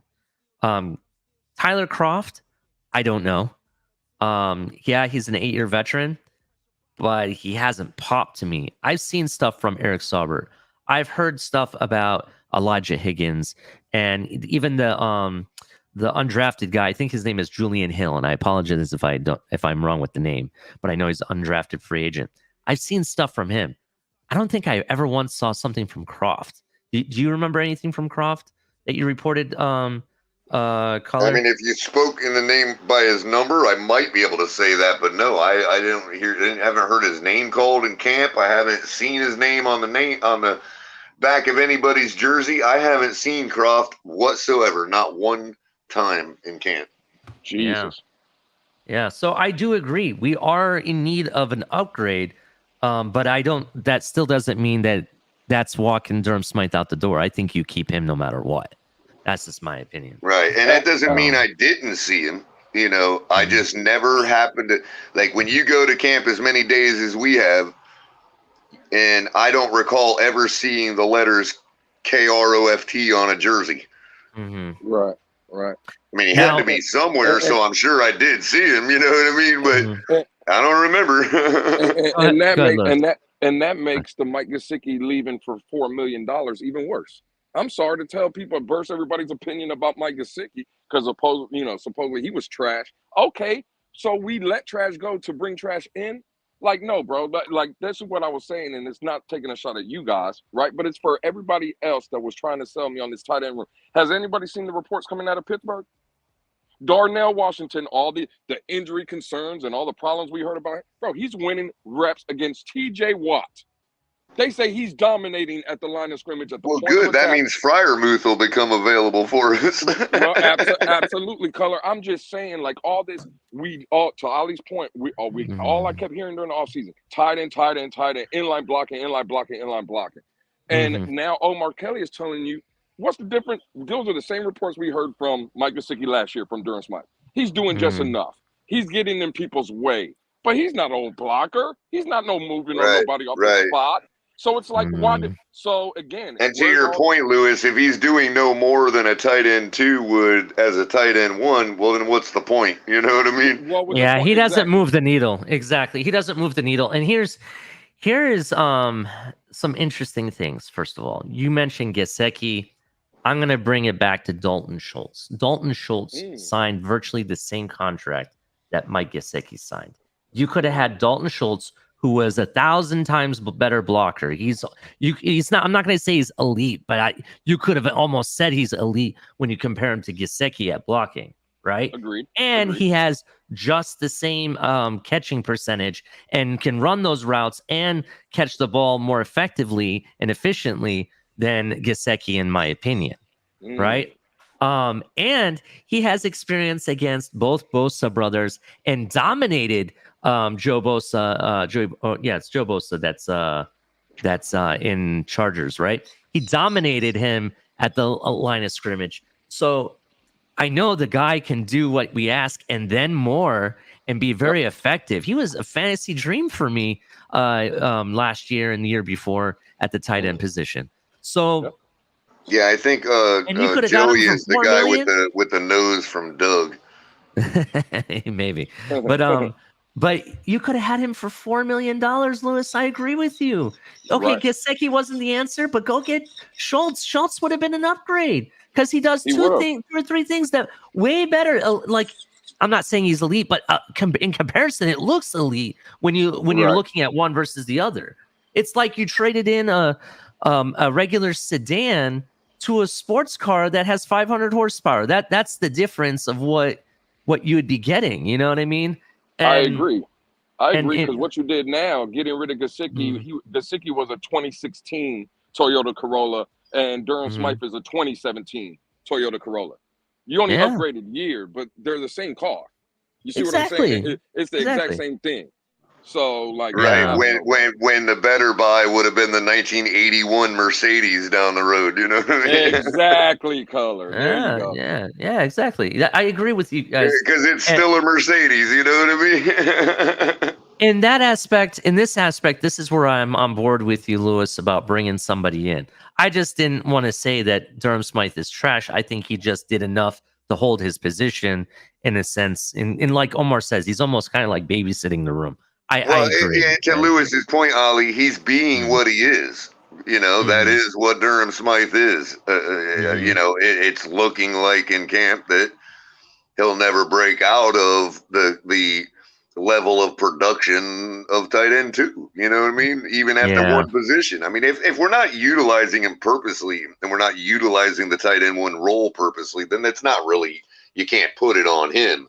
But at the same time, you know, if you were out there shining when you do get those opportunities, then we probably would be calling more of that stuff. You know what I mean? Yeah, absolutely, 100%. And so it goes hand in hand. I mean, both could be true. One thing he did mention, he said maybe next year's draft. Next year's draft does have some very good tight end prospects that are coming out. So that is a possibility. Maybe that's why we're in holding pattern on the room. You know what I mean? Maybe. I don't know. I still think part of me kind of feels if one of those tight ends would have fallen, like Sam Laporta from the Detroit Lions, if that person would have fallen to where we're at, we may have gone that route. Because that definitely would have been an upgrade, in my opinion. And I've heard good things about Laporta. But Darnell Washington fell to us. He was there. That's true. That's true. That's absolutely true. And what's weird is I forget who it was. I think it was Rashad that stated that he was going to fall to like the 3rd round anyway. And if he was so good, why did teams pass up? I don't understand. Like, I don't get what the... Go ahead. They said there was some knee injury concerns that popped up or whatever. And I get it.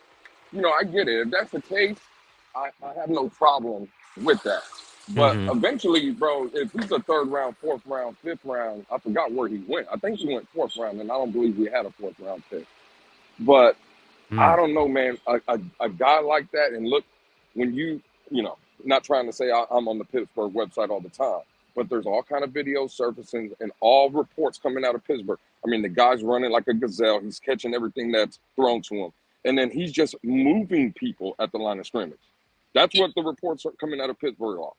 Like Mike Tomlin even quoted saying, praising the kid and stuff. And again, bro, this guy is moving people like TJ Watt, right? So when I start hearing that, I'm like, man, could you imagine this offense? That's what this offense is missing. We're always crying about these running backs, that the running back, we have to improve the running back room. Could you imagine a guy like that setting the edge and creating those lanes for our running backs? It's like, I think that's one of the misses that we did this offseason. You know, again, I'm not trying to take a crap on Durham Smythe. That could prove out to be correct, Lewis. But you know, and again, I'm not trying to crap on Durham Smythe. Hopefully he improves, but I just don't see it, man. I Yeah, just don't see it. I agree with you. I agree. I think he's gonna do just enough just to have his position on the roster, and do just enough to do his job, but it's not gonna move the needle at all. That's basically where I'm at with it. Let's keep it moving though, because there's even another guy on here that is kind of disappointing. He's on this list, but we have to talk about it. Next person that needs to do more work, is inside linebacker Channing Tindall. This is the second straight camp the former Georgia standout's inability to grasp the defense has kept him from playing up to his talent level. Because he plays one of Miami's thinnest positions, talent-wise, there's nowhere for 2022 third-round pick to hide. He needs to turn up the volume on his contribution during the preseason to convince Miami's front office to continue investing in his development. At this point, I wouldn't be surprised if Miami waived him and moved on. Damn, dude. Damn. What was he, a third-round pick? Wow. And Yeah, Omar made just that last same year. take. That's the second time Omar's made that take about Tindall in as many weeks. Yeah, he argued with Poupart about it a little bit and made a good case why they would just cut bait. Knocking on wood, because we have a guy that went undrafted, and I've been banging the table for him and being a stan, if you want to call it, for this guy, even before the draft. Aubrey Miller, bro. Aubrey Miller from Jackson State has been doing more than what is expected. He's come in, taken the bull by the horns. You already saw rumors, and actually it's not rumor because it's been confirmed, him calling plays in the defense. That's awesome, bro. He's getting work with the number ones and number twos. I expect Aubrey Miller to make this roster if that continues. We'll see what it looks like versus Atlanta, but I expect him, if he continues in doing that or just enough, I think he makes this roster over Tindall. I think Tindall is on the bubble now. What do you guys think? I have to admit something real quick that I totally missed on my assessment of Tindall in the draft. Not that it was that big a miss, but I had said that there was 3 Georgia linebackers, and I was on record as saying you could just lick your finger, close your eyes, and pick one, and you're getting the same linebacker. And it looks like I was probably wrong about that, and Green Bay made the right choice. Yeah, I definitely feel your pain, bro. I was kind of hoping for a lot more. I didn't expect Tindall to be the one that we picked, to be honest, in that draft. I thought there was other position of needs and other linebackers. Yeah, I was on the Kobe Dean for us, but that's who Green Bay ended up taking first. Yeah, Kobe Dean I really liked. Who was I want to say there was a guy from, was it Tennessee? I forget what college it was. That I was kind of on too, but I can't think of his name. I'll have to come back to you, Color. But there was a guy there was some other linebackers that I thought were much better. Yeah, and I might be wrong about the order. It might have been another team that got Nakobe, but Green Bay got the third Georgia linebacker. Like there was 3 of them, and they were all, to me, looked equally as good as each other. I didn't think it mattered which one we got. That is the guy. Marino's got it on him. I can't remember where he played. Leo Chanel was the guy that I thought we would get. I think he played at Wisconsin, I think. Was it Wisconsin? I believe it was Wisconsin. But I thought Leo Chanel would have been the proper linebacker pick, to be honest. So that I think we kind of dropped the ball there, but it is what it is. Where did he go? Leo Chanel. Let me actually find out where he went. Give me a second. Yeah, I don't know where Leo. I forgot where. I wonder if he's a descendant of Coco. Leo Chanel went to University of Wisconsin-Madison. It says. I'm saying, what team did he? Yeah, where did he go in the NFL? It looks like Kansas City. Yeah, I think that is where he went. Kansas City. Yep. Yeah, it is University of Wisconsin. And the blessed get blesseder. I mean, yeah. well, the disappointing thing about Channing Tindall, from an attribute standpoint, he has everything you want, right? He runs sideline to sideline, physical, the point of attack. He's pretty hard hitter. That's what we want as a linebacker. The problem is and people have to start realizing this, right? And Color can speak on this because Color played, I played, we pretty much all played, right? This game is more mental than it is physical when you really think about it, and I think that's where Channing Tindall is missing. It's the recognition of how to diagnose plays and stuff. What did you hear about David Long Jr., the way he shoots the gap, the way he sees things developing and he attacks that? That's where Channing Tindall is missing. I don't think it's anything physical with Channing Tindall. I believe it's all mental with this kid. Agreed. All of those places you talked about on the field, Lewis, happen when he's in the game, in the play. All of those places he can get to are nowhere where the ball's at. The biggest issue for me is he doesn't necessarily get to the ball.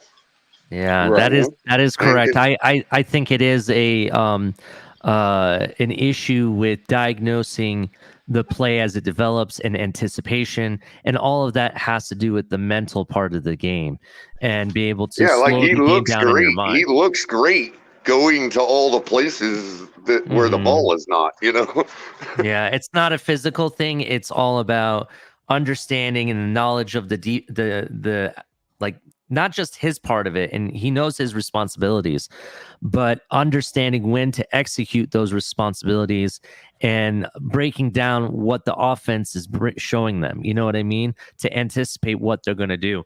And that is the issue that I think is the biggest issue for him. And it's unfortunate. Well, what do you all think with his height? With his height and his athletic ability, what do y'all think about them trying to shift him over to the outside group before we cut bait? I mean, he's got to have some pass rushing skills if we were to hone him. You know what I mean? That's what they're already. They kind of have him in that he's pretty much Jerome Baker's backup, basically. And they're trying but I mean actually practicing with that group, with the Chubb and Jalen. Oh, you're talking about having him as a stand-up pass rusher. You know what I mean? Okay, I don't know. How do you feel about that, Lewis? I don't know. The guy's really tall and really strong. I mean, that's usually the traits of a good pass rusher. You know what I mean? So basically, let me see if I'm understanding Color. Kind of like what Andrew Van Ginkel did for us in that kind of role. No, because Van Gink is still out there practicing with the middle pass covering type linebacker group. You know what I mean? I'm talking about sticking him with Chubb, Phillips, and Good with the D linemen practicing on the pass rush and all that. Well, yeah, that's what I was saying. Like Van Ginkel, like in the past years, coming off the edge. Right. But actually putting him there in camp and focusing on that. I mean, yeah. Listen, why not at least try it out? But I don't know. I think here's my concern. From the inside. Yeah, I'm gonna tell you why, Color, because he's not as tall as you think. He's only 6'2", whereas Phillips and Chubb are like 6'5". He's just tall for that position group, for those middle guys. And even 6'2" is not really considered tall. That's the prototypical. Yeah, it's only height. 2 inches taller than me. I mean, So that being said, it's I don't know if that'd be good for him, because if he already doesn't understand his responsibilities as a middle linebacker or even playing an outside linebacker of some kind, I don't know. Having him as a pass rusher, that sounds easier, but just takes the mental away from it a little bit. You know what I mean? Yeah, I think it's going to be, because it's probably going to be new to him. It's going to be just as disadvantageous. You know what I mean? Or disadvantageous. Disadvantageous. That's the word I was looking for. Something like that. You know what I mean? It's Who are our middle inside guys now anyway? Because I think I seen it in the chat, and I do agree with that. We can be low on Channing Tindall or whatever, but bro, he is a second-year player. He's not going nowhere. he is going to make this roster. He's not getting Well, cut that as a was third-round pick. Trupart's argument pushed back to Omar on his take when they argued about it. So that's a fair point. Yeah, he's definitely not going somewhere. He's going into his second year as a third-round pick. He is making this roster. Now, the question I would pose to you guys is, to your point, if Aubrey Miller makes it, we know Jerome Baker and David Long are locks. Is Duke Riley the one that gets cut from the inside? No, Duke Riley is gonna make this roster. I think now I'm with Omar on this, bro. He's on the bubble, bro. Channing Tindall is on the bubble. I don't know. I can't see them making that. Listen, we all know how Chris Greer is with his picks, right? Mm-hmm. That's the argument with Liam Eichenberg, why he still sees the field. That's the thing with Austin Jackson. I just can't see them cutting a second-year player, a third-round pick, because he's not performing. I just don't see the Miami Dolphins. That's not how Chris Greer and this organization move. They just don't do things like that.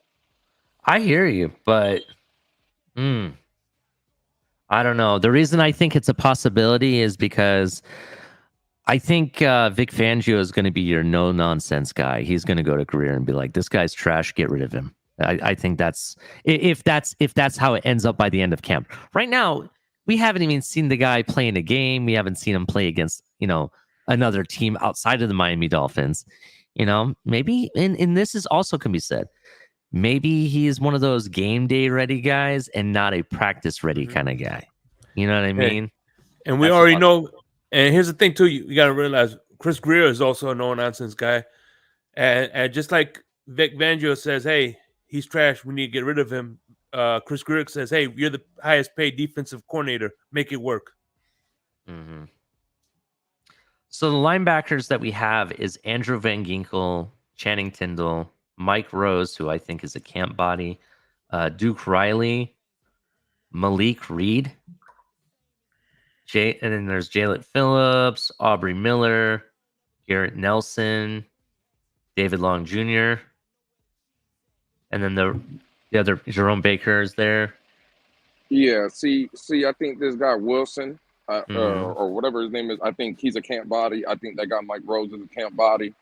The one I would have questions, I don't think Malik Reed makes this football team. Or, again, to play in your scenario, Ali, where Aubrey Miller makes the 53-man roster, I believe Channing Tindall makes it. I think Duke Riley, everybody in the chat saying, well, Duke Riley's a special team makes. If you think you're keeping Duke Riley around just to play special teams, you done lost your mind. Mm-hmm. They're not choosing just to have a special teams player over a second year third round pick. They ain't doing that. I'm sorry. I'm not here to sugarcoat it and play nice with everybody because he's a special teams ace. If you're telling me Duke Riley's on this team just to play special teams, that means he's cut. So Duke Riley better start showing out at camp and doing some things from the linebacker position. I mean, physicality-wise, he's been doing great at camp. I mean, the guy is definitely got all the energy anybody needs. You know what I mean? Mm-hmm. But I mean, again, when you start getting into the 11-on-11s and all that, he disappears, man. Yeah, I understand that you think Malik Reed won't make this roster, but he, has done stuff in the NFL, and he did pop. I want to say in the beginning of the week, from what I remember. The couple times I noticed him, bro, it seemed like he was a little behind a step a little bit. During the progression of the plays. And I can't say I was impressed because I remember seeing his name thinking, that's just an average guy. I want to say it was in the beginning of the week that I saw him. There was reports of him popping, so we'll see. Mm-hmm. But I do know, as far as knowing the name, I do know he has been, he has popped where he's played, I mean, that's my point. I think his name has popped up more than Channing Tindall has. Like, Channing Tindall's playing hide and go seek on the field, and everyone else we can see. You know what I mean? Yeah, but they play two different positions. Remember, Malik Reed is more of a pass rusher kind of linebacker. Tindall would be an inside guy. And so that's true. That's true. I'm talking about in retrospective of showing up on the field is basically what I'm talking about. Well, let me ask you this: you and Color that have been to camp, supposedly making a couple splash plays is that rookie that we drafted. What was it, last year or 2 years ago? Cameron Good.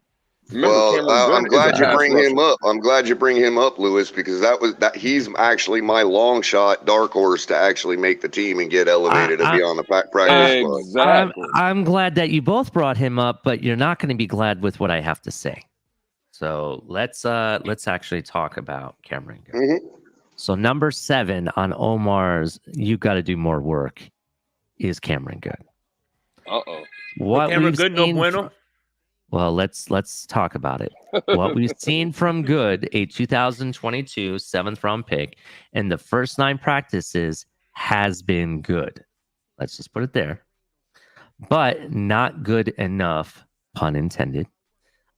He's flashed playmaking ability at times, but hasn't made the type of impact plays Miami has been getting from Mitchell Agude, who's the other linebacker we have.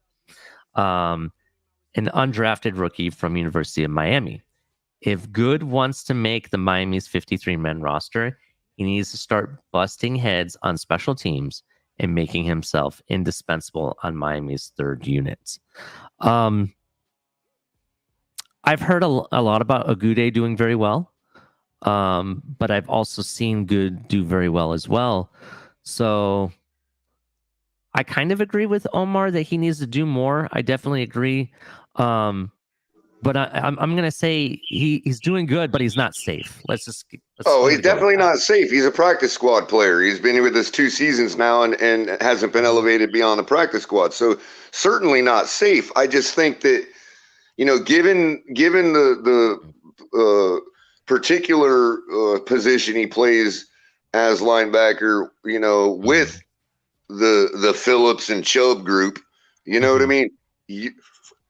I just have to disagree with Omar a little bit in the respect that, he hasn't, stood out at it. Well, I mean, you're standing behind Chubb and Phillips. I mean, you're in the 3rd group behind those 2 guys,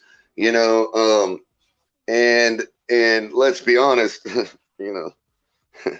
I mean, Chubb and Phillips, I mean, yeah, Eichenberg stood Phillips up, but that's the broken clock scenario. My point is that, when you look at the other guy from the U of M, hey, it's hard to for me to go against that. I'm always going to side with a Hurricane. As far as sight unseen, I can tell you he's good without knowing anything about him. But when it comes to Cameron Good, it's not so much, when you talk about the 3rd group and in rotation, I'm not even talking about Cameron Good. Cameron Good holds a value not just as a 3rd linebacker and being able to be good as a 3rd line. Like, let's say the other guy they were talking about might be better as an overall rotational 3rd group linebacker, sort of like regular plays 3rd team. But when you talk about situationally, Cameron Good gives us a lot of value in short yardage situations in goal line. I mean, the guy can just blow up lines of scrimmage. I mean, when you're talking about, if we got a guy that's a 3rd teamer, but he's able to come in with the 1st team goal line package, that holds a little more value to me, even though he might not be a better 3rd team regular linebacker. You see what I'm saying? Yeah, I understand. Definitely. Like if the other guy is a good regular 3rd team linebacker, that's fine. But how often are we sitting out there with our 3rd team? Cameron Good offers you the value of being able to rotate him in goal line situations and short yardage situations to blow the freaking line of scrimmage up, man. Yeah, I definitely. And I have a feeling that might be his outside angle of making this team. Yeah, I definitely agree with you on there, Color. I do think he does have a lot of value. I think he can be that contributor both on special teams, but also when it's needed. He does have a skill set that I think can hone down to, right. that everyday rotational piece that would definitely work with this system. Right. And if Omar's saying he needs to do more on special teams in order to hold down his position so we have him to utilize in goal line situations. Well, that's fine, but that's a nuanced coach GM decision to make. Do they care about the special teams depending on how well he can work on the goal line? You know what I mean? Yeah, 100%. I agree. Any other takes on this? By Shake. Shake, you got any thoughts on this? Looks like we lost Lewis. Yeah, no, Cameron Good. Like I said, I think he could be that defensive end, another defensive end for us instead of linebacker. He's pretty big. He's pretty big to do so. Yeah, he basically plays an edge rushing position. So you're right. I think he's going to be like a defensive end. Right, exactly. And to that point, he only gives up a couple inches to Jalen Phillips. I mean, body style and body type wise, he's a lot bigger and stronger and closer to a guy like Jalen Phillips than I first thought. Seeing them stand down there together on the sideline and with Chubb and everybody, he is not out of place in that group, physically wise. Now, it might be some work upstairs to be done between the ears, but he is definitely not out of place standing next to those guys. All right, let's keep it moving. Oh man, he kept it moving all right. Well, with that being said, Ali just decided that Color is now the host of the show, and we're going to take this thing off the rails, people. I'm just kidding. Sorry, Ali. Yeah. When I said you wanted to keep it moving, I didn't know you meant it literally. Yeah. Sorry, let's keep it moving. Ali getting fired, people. I'm fired. You're fired. This is my show, goddammit. No, I'm kidding. All right, let's keep it moving. So next person on the list, this may not be popular because I know this man is very popular among the safety position. For the most part, the only person more popular than him, I think, is Javon Holland. But this is his probably one of his best friends and former teammates. Well, they're still teammates, but in college we're talking about. Safety Verone McKinley, the former Oregon standout, played last season because he got a call up from the practice squad. His knack for delivering turnovers got him placed on Miami's developmental unit. But so far this camp, McKinley hasn't found the football, and a handful of cornerbacks transitioning to safety have leapfrogged him on the depth chart. McKinley is going to need to shine in the expedition season, but to put himself on solid footing. Wow. So, I mean, this is good and bad. The good is that there are, the people that they have transitioning, such as Trill Williams and other corners that they can play at the safety position, have leapfrogged him. So that means that they're being very successful, but at the same time, he's not. So what do you guys think? Do you guys agree? Does he have to do more? Do you see a spot for him on this team, or do you agree with Omar's take?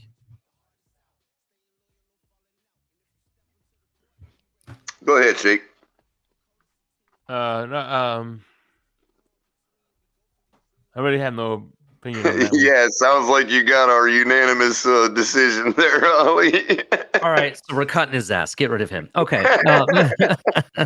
No. Listen, McKinley does have talent, and there's a reason why we brought him in to our team, and we actually elevated him at one point. The nickname that he had in college was called the Field General, right? So guy definitely has talent. He knows how to call defenses, and everything. I think he hasn't been focused on so much in camp as I expected. I mean, I haven't, I've seen him on the sidelines and all that, but he hasn't really gotten them like a lion's share of the work. Mm-hmm. Let's also look at it this way. Vic Fangio's defense is very complex. That's why one of the traits that you have to have is, and this is why I kind of think we might be moving off of Tyndall and people don't want to admit it. You have to be very smart to be in this defense. Vic Fangio's defense requires the like, how do I say it? The knowledge, and requires smart mentality he requires savviness as well. And that being said, I don't necessarily know if everybody on this team has that. if Tyndall's issue is breaking down the offense and making not guesstimates, what's the word I'm looking for? If he can anticipate the future moves of the offense like David Long does, if he can't do that, then I don't know if there's room for him on this team. Because if Aubrey Miller can do that, and let's say a guy like David Long does that on the consistent, or Duke Riley or Van Ginkel, what's the point of having someone that can't do that at all? You know what I mean? Because that's one thing that's really important to Big Fangio's defense.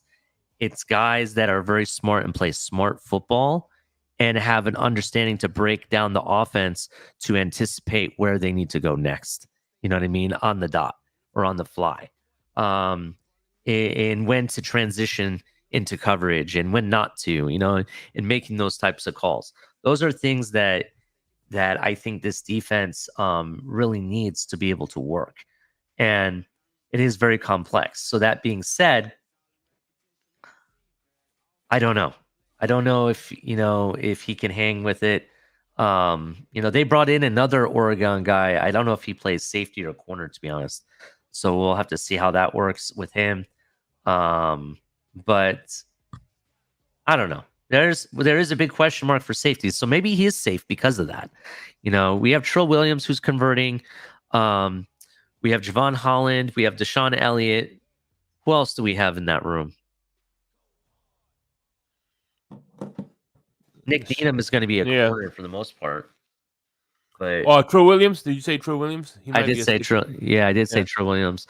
I don't really know who else we have in that room that, because I do think we do need another. Oh, Brandon Jones. Let's not. Brandon. That's right. Yeah. Brandon Jones is in the house, and Brandon Jones hasn't even put on pads yet, from what I remember. And once he gets going, I think that room's going to look a lot safer. Yeah, I see he's got the red jersey. Yeah, so maybe he's the odd man out. Maybe McKinley's the bubble, guy. So that's something to keep an eye out going forward. Let's keep it Which going. is obviously a good problem because Verone McKinley is not a bad player by any stretch of the imagination. No, but does he do enough to make the team? That's really the right. Question. Well, that's the thing. To have a guy that good as the odd man out is a pretty good problem to have. Well, yeah, definitely. Next guy on this list, number 9, and there's only one more after this.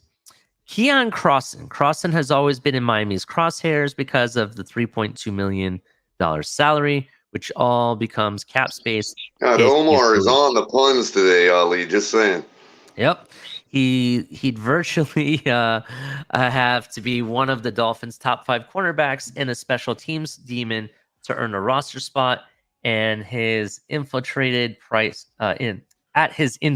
inflated price. I'm sorry, I can't speak today, caller. I don't know what's going on with me. However, missing a stroke, man. Maybe oh my god, I can smell toast. Holy shit! No, I'm just kidding. However, missing a full week of camp with an undisclosed injury does not help the evaluation process.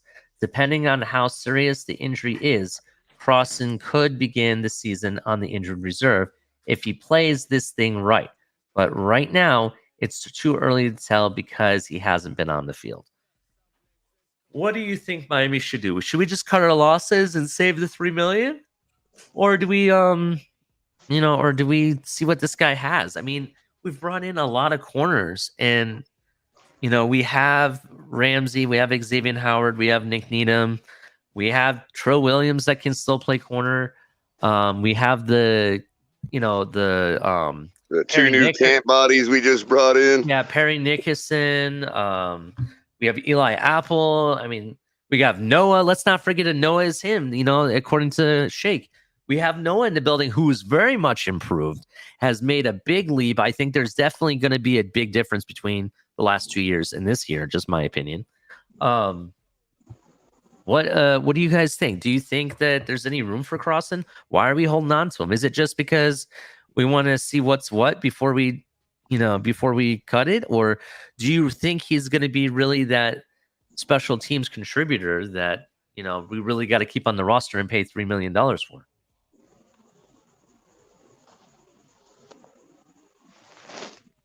Yes, yes, and yes. No, no. I mean, hey, if there's $3 million to save for a guy that is in the particular status he's in right now, I mean, I don't know.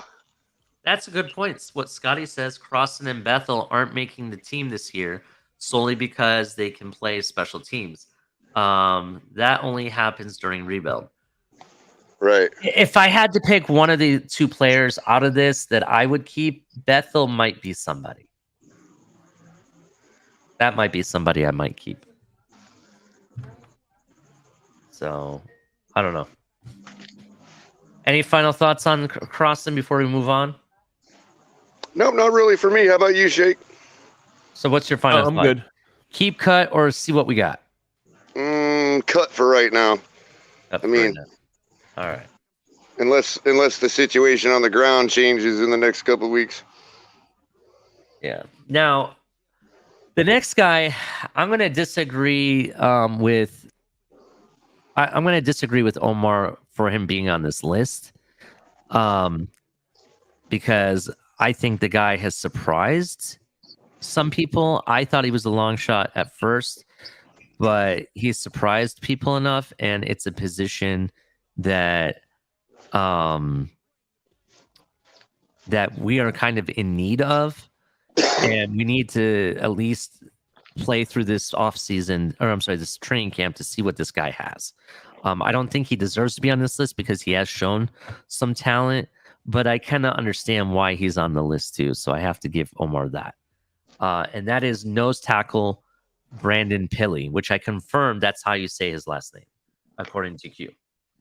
Pilley, an undrafted rookie from USC, has flashed from time to time during camp's first 2 weeks, but his play hasn't been consistent enough to convince Miami's coaches, according to Omar, that they have enough talent on the defensive line. That's why Miami added Deshaun Hand, a 2018 fourth-round pick. They'll likely compete for a backup job on the line. Hand has struggled to play healthy throughout the NFL career, so maybe all Pilley has to do is outlast him. All right. Here's my thought process on this. I had predicted us bringing in another defensive tackle, a veteran, no matter what. I figured this would happen no matter what Pilley did or not, right? We're in the role. We're in the what's the word I'm looking for? We're in the paradigm of making deep playoff runs and possibly a Super Bowl run. That's what we want, right? Our goal is Super Bowl or bust, right? And doing that, you're going to bring in... That is the rumor. That is the rumor. Doing that, you're going to bring in veteran help and depth to your team all over the place where you think you're thin or you think you may need an overabundance of guys. Corner is one of those positions I could see Miami holding an overabundance of guys only because of what's happened over the past year with the injuries, right? It was that room got decimated quick. You know what I mean? So that's kind of why I think we might hold more cornerbacks this season versus other years. Now, in a standpoint of the defensive tackle position, we got Christian Wilkins, we have Seiler, and then we have Raekwon Davis. Who else do we got? Pilley is there, and he's flashing. In the first 2 weeks, he's flashed a lot. But is he the sole person we're going to keep afterwards? No, I don't think so. I expected us to have a guy that we would bring in. But I could see us keeping 5 defensive tackles or more, but I'm just going to go with 5 because I think that's kind of where we're going to be at with it. And I could see them rotating them in and out. At this point, I kind of have Pilley making the roster, but it is that borderline bubble. So I kind of agree with Omar, but I think he's just 1 foot away out from being on this list at this point. What do you guys think? Do you guys think that this was the plan to bring somebody in all along? And do you think we'll probably keep a guy like Pilley if he continues to shine in camp and in the preseason games? What do you guys think? Yeah, what position does he play? DT. Defensive DT, nose tackle. Yeah.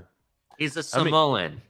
I was going to say Shake is probably defaulting to, let him keep going. Yeah. He's Samoan. He's the guy that I believe that it got reported that he body slammed Raheem Mostert, I believe, who had a red jersey on and got yelled at really bad about it.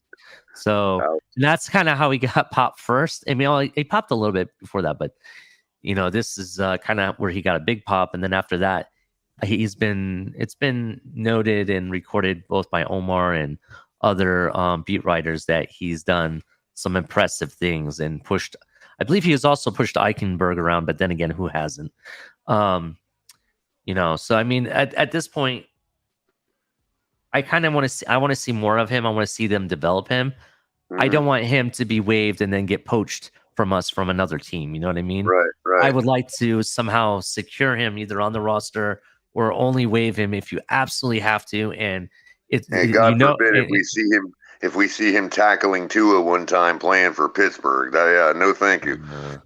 and God forbid that he ends up either on a Patriot or Jets roster, because they like to load up on these Samoans, and they're gonna, there's been I don't want none of that to happen, right?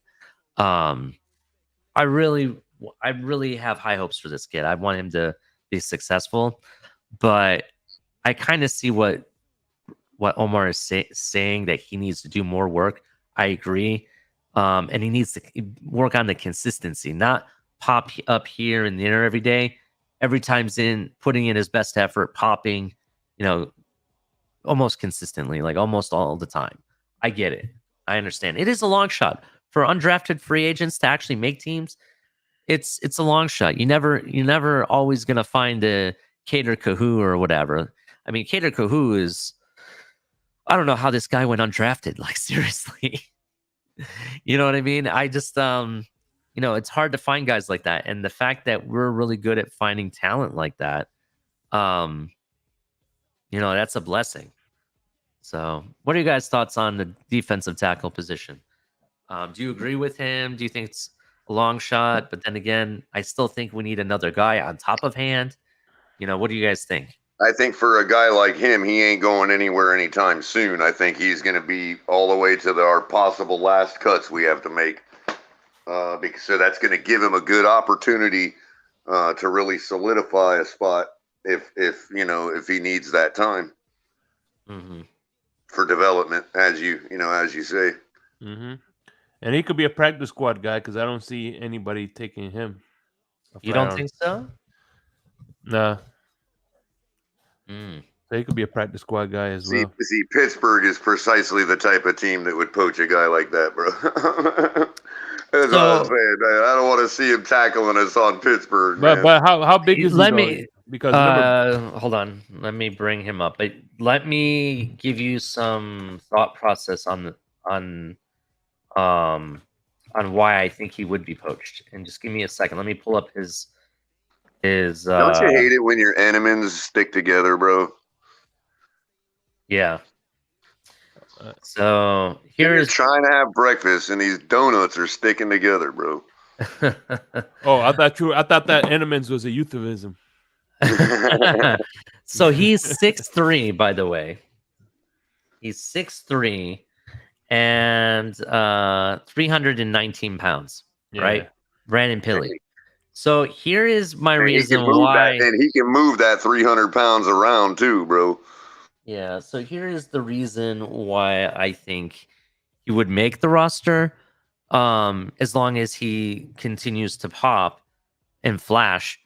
But at the same time, why I think a team would actually poach him to try to see what he has in the tank. And this is the reason why. The nose tackle position is not one of those positions that there's an overabundance of players wanting to play the position and that's good at it, right? It's not like the running back position where it's flooded with talent. It's not like the wide receiver position where it's flooded with talent. It's not like the QB or cornerback position where there's a flood of talent, right? Even the quarterback position is kind of limited, sort of. But You know what I'm getting at. It's not one of those positions that there's an overabundance of Right. population of people. Right, At that position. parents aren't lining up their kids at the nose tackle tent. You know what I mean? Exactly, right.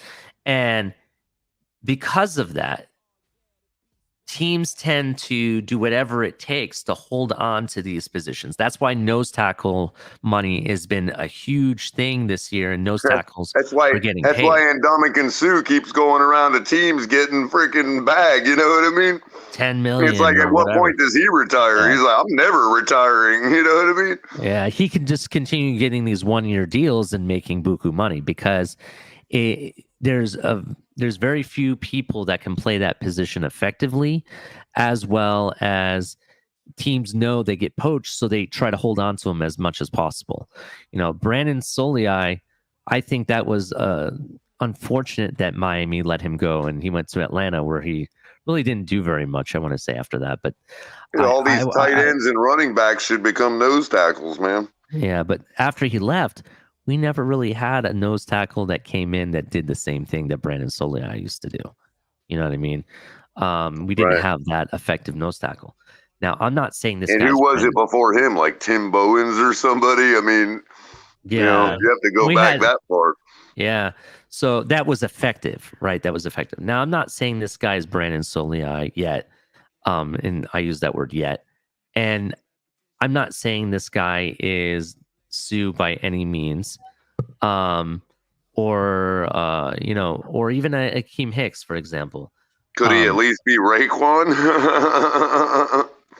Well, the question is, can Raekwon be a Sue or Akeem Hicks? Exactly. Because Raekwon, I don't think, is built exactly like what a nose tackle needs to be. Right. In my opinion. Now, let me just look something up really quick. I wanted to also bring this as part of my standpoint on this. Yeah, I was going to have you look at Peely's 40 time, dude, at 320 pounds. You know what I mean? Yeah. I bet it's a lot faster than you think it is, man. So anyway, listen, I gotta give my final thoughts real quick because I gotta head to work.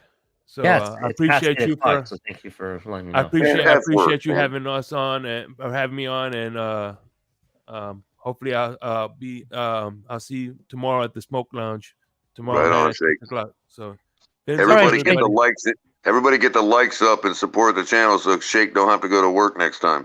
Yes. Yeah, thanks, Shake, and thank you for sharing your psychedelic coffee with us. Much love, brother. Y'all be safe.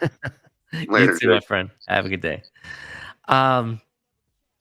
So there's very few people that can actually, do this effectively. Now, Brandon Soliai, if we're looking at a guy like Brandon Soliai, he's almost the same height as Brandon Pilley's almost the same height as Brandon Soliai. I think he just needs to gain some weight, put on some more muscle, and I think he would be very effective. But I at least want to see that he has understanding of the position, as well as some of his abilities, show that he can maneuver his hands correctly. Show me that you can become a force that requires double teaming, that opens up the lanes for the linebacker or for our edge rushers to come in and wreck house. You know what I mean? I want to see him open up. So he basically needs to show us what? He needs to show us that he can become a tank. The money. Not just the money.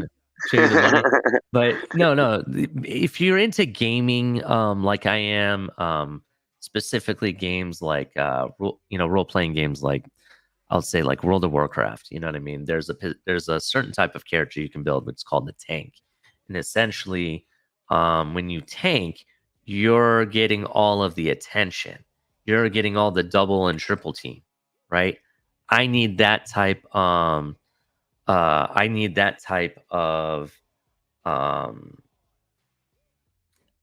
presence from Brandon Pilley. Knight, we're talking about Brandon Pilley. He's on this list as a person that needs to do much more work in training camp. And I'm explaining why he wouldn't be just cut and put on the waiver. I'm not okay with that because I still think another team would poach him, just so you know. And I'm just giving you an example of Paul Soliai, because Paul Soliai, in my opinion, was one of the last great nose tackle tackles that we had. Yeah, so thank you. Roger Goodell likes my analogy. That's the type of nose tackle we need. Someone that can take on the triple and double teams and open up the lanes for everybody. That's what you call tanking. And that's what I need even Raekwon Davis to do. Can he do it? That's going to be the biggest question. That was a question going into camp. Can he do it with his size and his build of his body? So we'll find out. We'll definitely find out. I thought they would bring in Akeem Hicks. They ended up bringing Deshaun Hand, who brings experience, but at the same time, it's still an unknown. So we'll see. What else do you got? Final thoughts, Color. Let's go. It's 8:15. I gotta go to work. I gotta thank you to Knight for the $2 donation. Appreciate you, Knight. He says, Brandon, I thought it was Paul Soliai. Yeah. Well, yeah, I think he may have meant Bowens. I'm not sure when I mentioned Bowens. Yeah, I forgot about Soliai. I was trying to look back at our last effective nose tackle. I forgot about Paul. He was, I think he was referencing me because I was making like, what do they call that? I'm comparing two guys. I got you. You were talking. I got you. And I think I mixed up the last name at one point because I was trying to gather my thoughts, and I'm looking at the time as well. Got you. Yeah. So well, thanks anyway, Knight. Appreciate the $2, buddy. Definitely appreciate Knight coming all the time, and I really appreciate you, man, and everything. So yeah, that's where I'm at, bro. I need to see more from Brandon Pilley. I agree with Omar, but I disagree. I don't think it's a guy that we can just cut and he's a practice squad guy and be okay with it, because that type of position is so limited that I can see teams grabbing him because even just to kick the tires, because it is so limited. Do you understand what I'm saying, Color? Right. Do you understand where I'm coming from? Yep. That's why. But anyway, make sure you hit like and subscribe. I appreciate everyone that showed up. Shake Money with his psychedelic mushroom coffee, Rock and Roll by Rise. That's awesome. It's not really psychedelic. I'm just making fun of it only because the fact that Aaron Rodgers and this whole psychedelic mushrooms agenda that he has. I was going with that. That's where I was getting that from. I was trying to be funny. Please trust me. Rise has nothing to do with psychedelics. They're actually an all natural, healthy product that is supposed to provide a lot of benefits for the body, mind, and soul and everything. Go check them out at Rise, RYSE, superfoods.com. So check them out. Again, no affiliation. We're just bringing awareness, and it's a different type of coffee we were giving a review on. Late night egg sale this Saturday. I may not be there because I'm technically supposed to be celebrating my wife's birthday. Just so you're aware, that day her birthday was during the week. We're supposed to be celebrating it that Saturday. I'm going to be out of town. That means we get to drive the train squarely off the rails, man. You know what I mean? So, Color, are you going to take over for that day? I will be driving Saturday night if Ali can't make it. Absolutely. Yeah, so I definitely won't be able to make it. Just so you know, we'll probably still be chopping it up about Friday night's action. So yeah, there'll be plenty to talk about. Color, thank you for reminding me. I got to make the phone call. I wasn't able to speak to the person. Right on. We'll talk. We'll talk soon. Right on. But anyway, fins up. Hit like and subscribe. We appreciate all of you. Make sure you if you want to become members, and shout out to the affiliates and all that stuff. You know the drill. And until tomorrow, you all have a great day. Fins up. Yeah.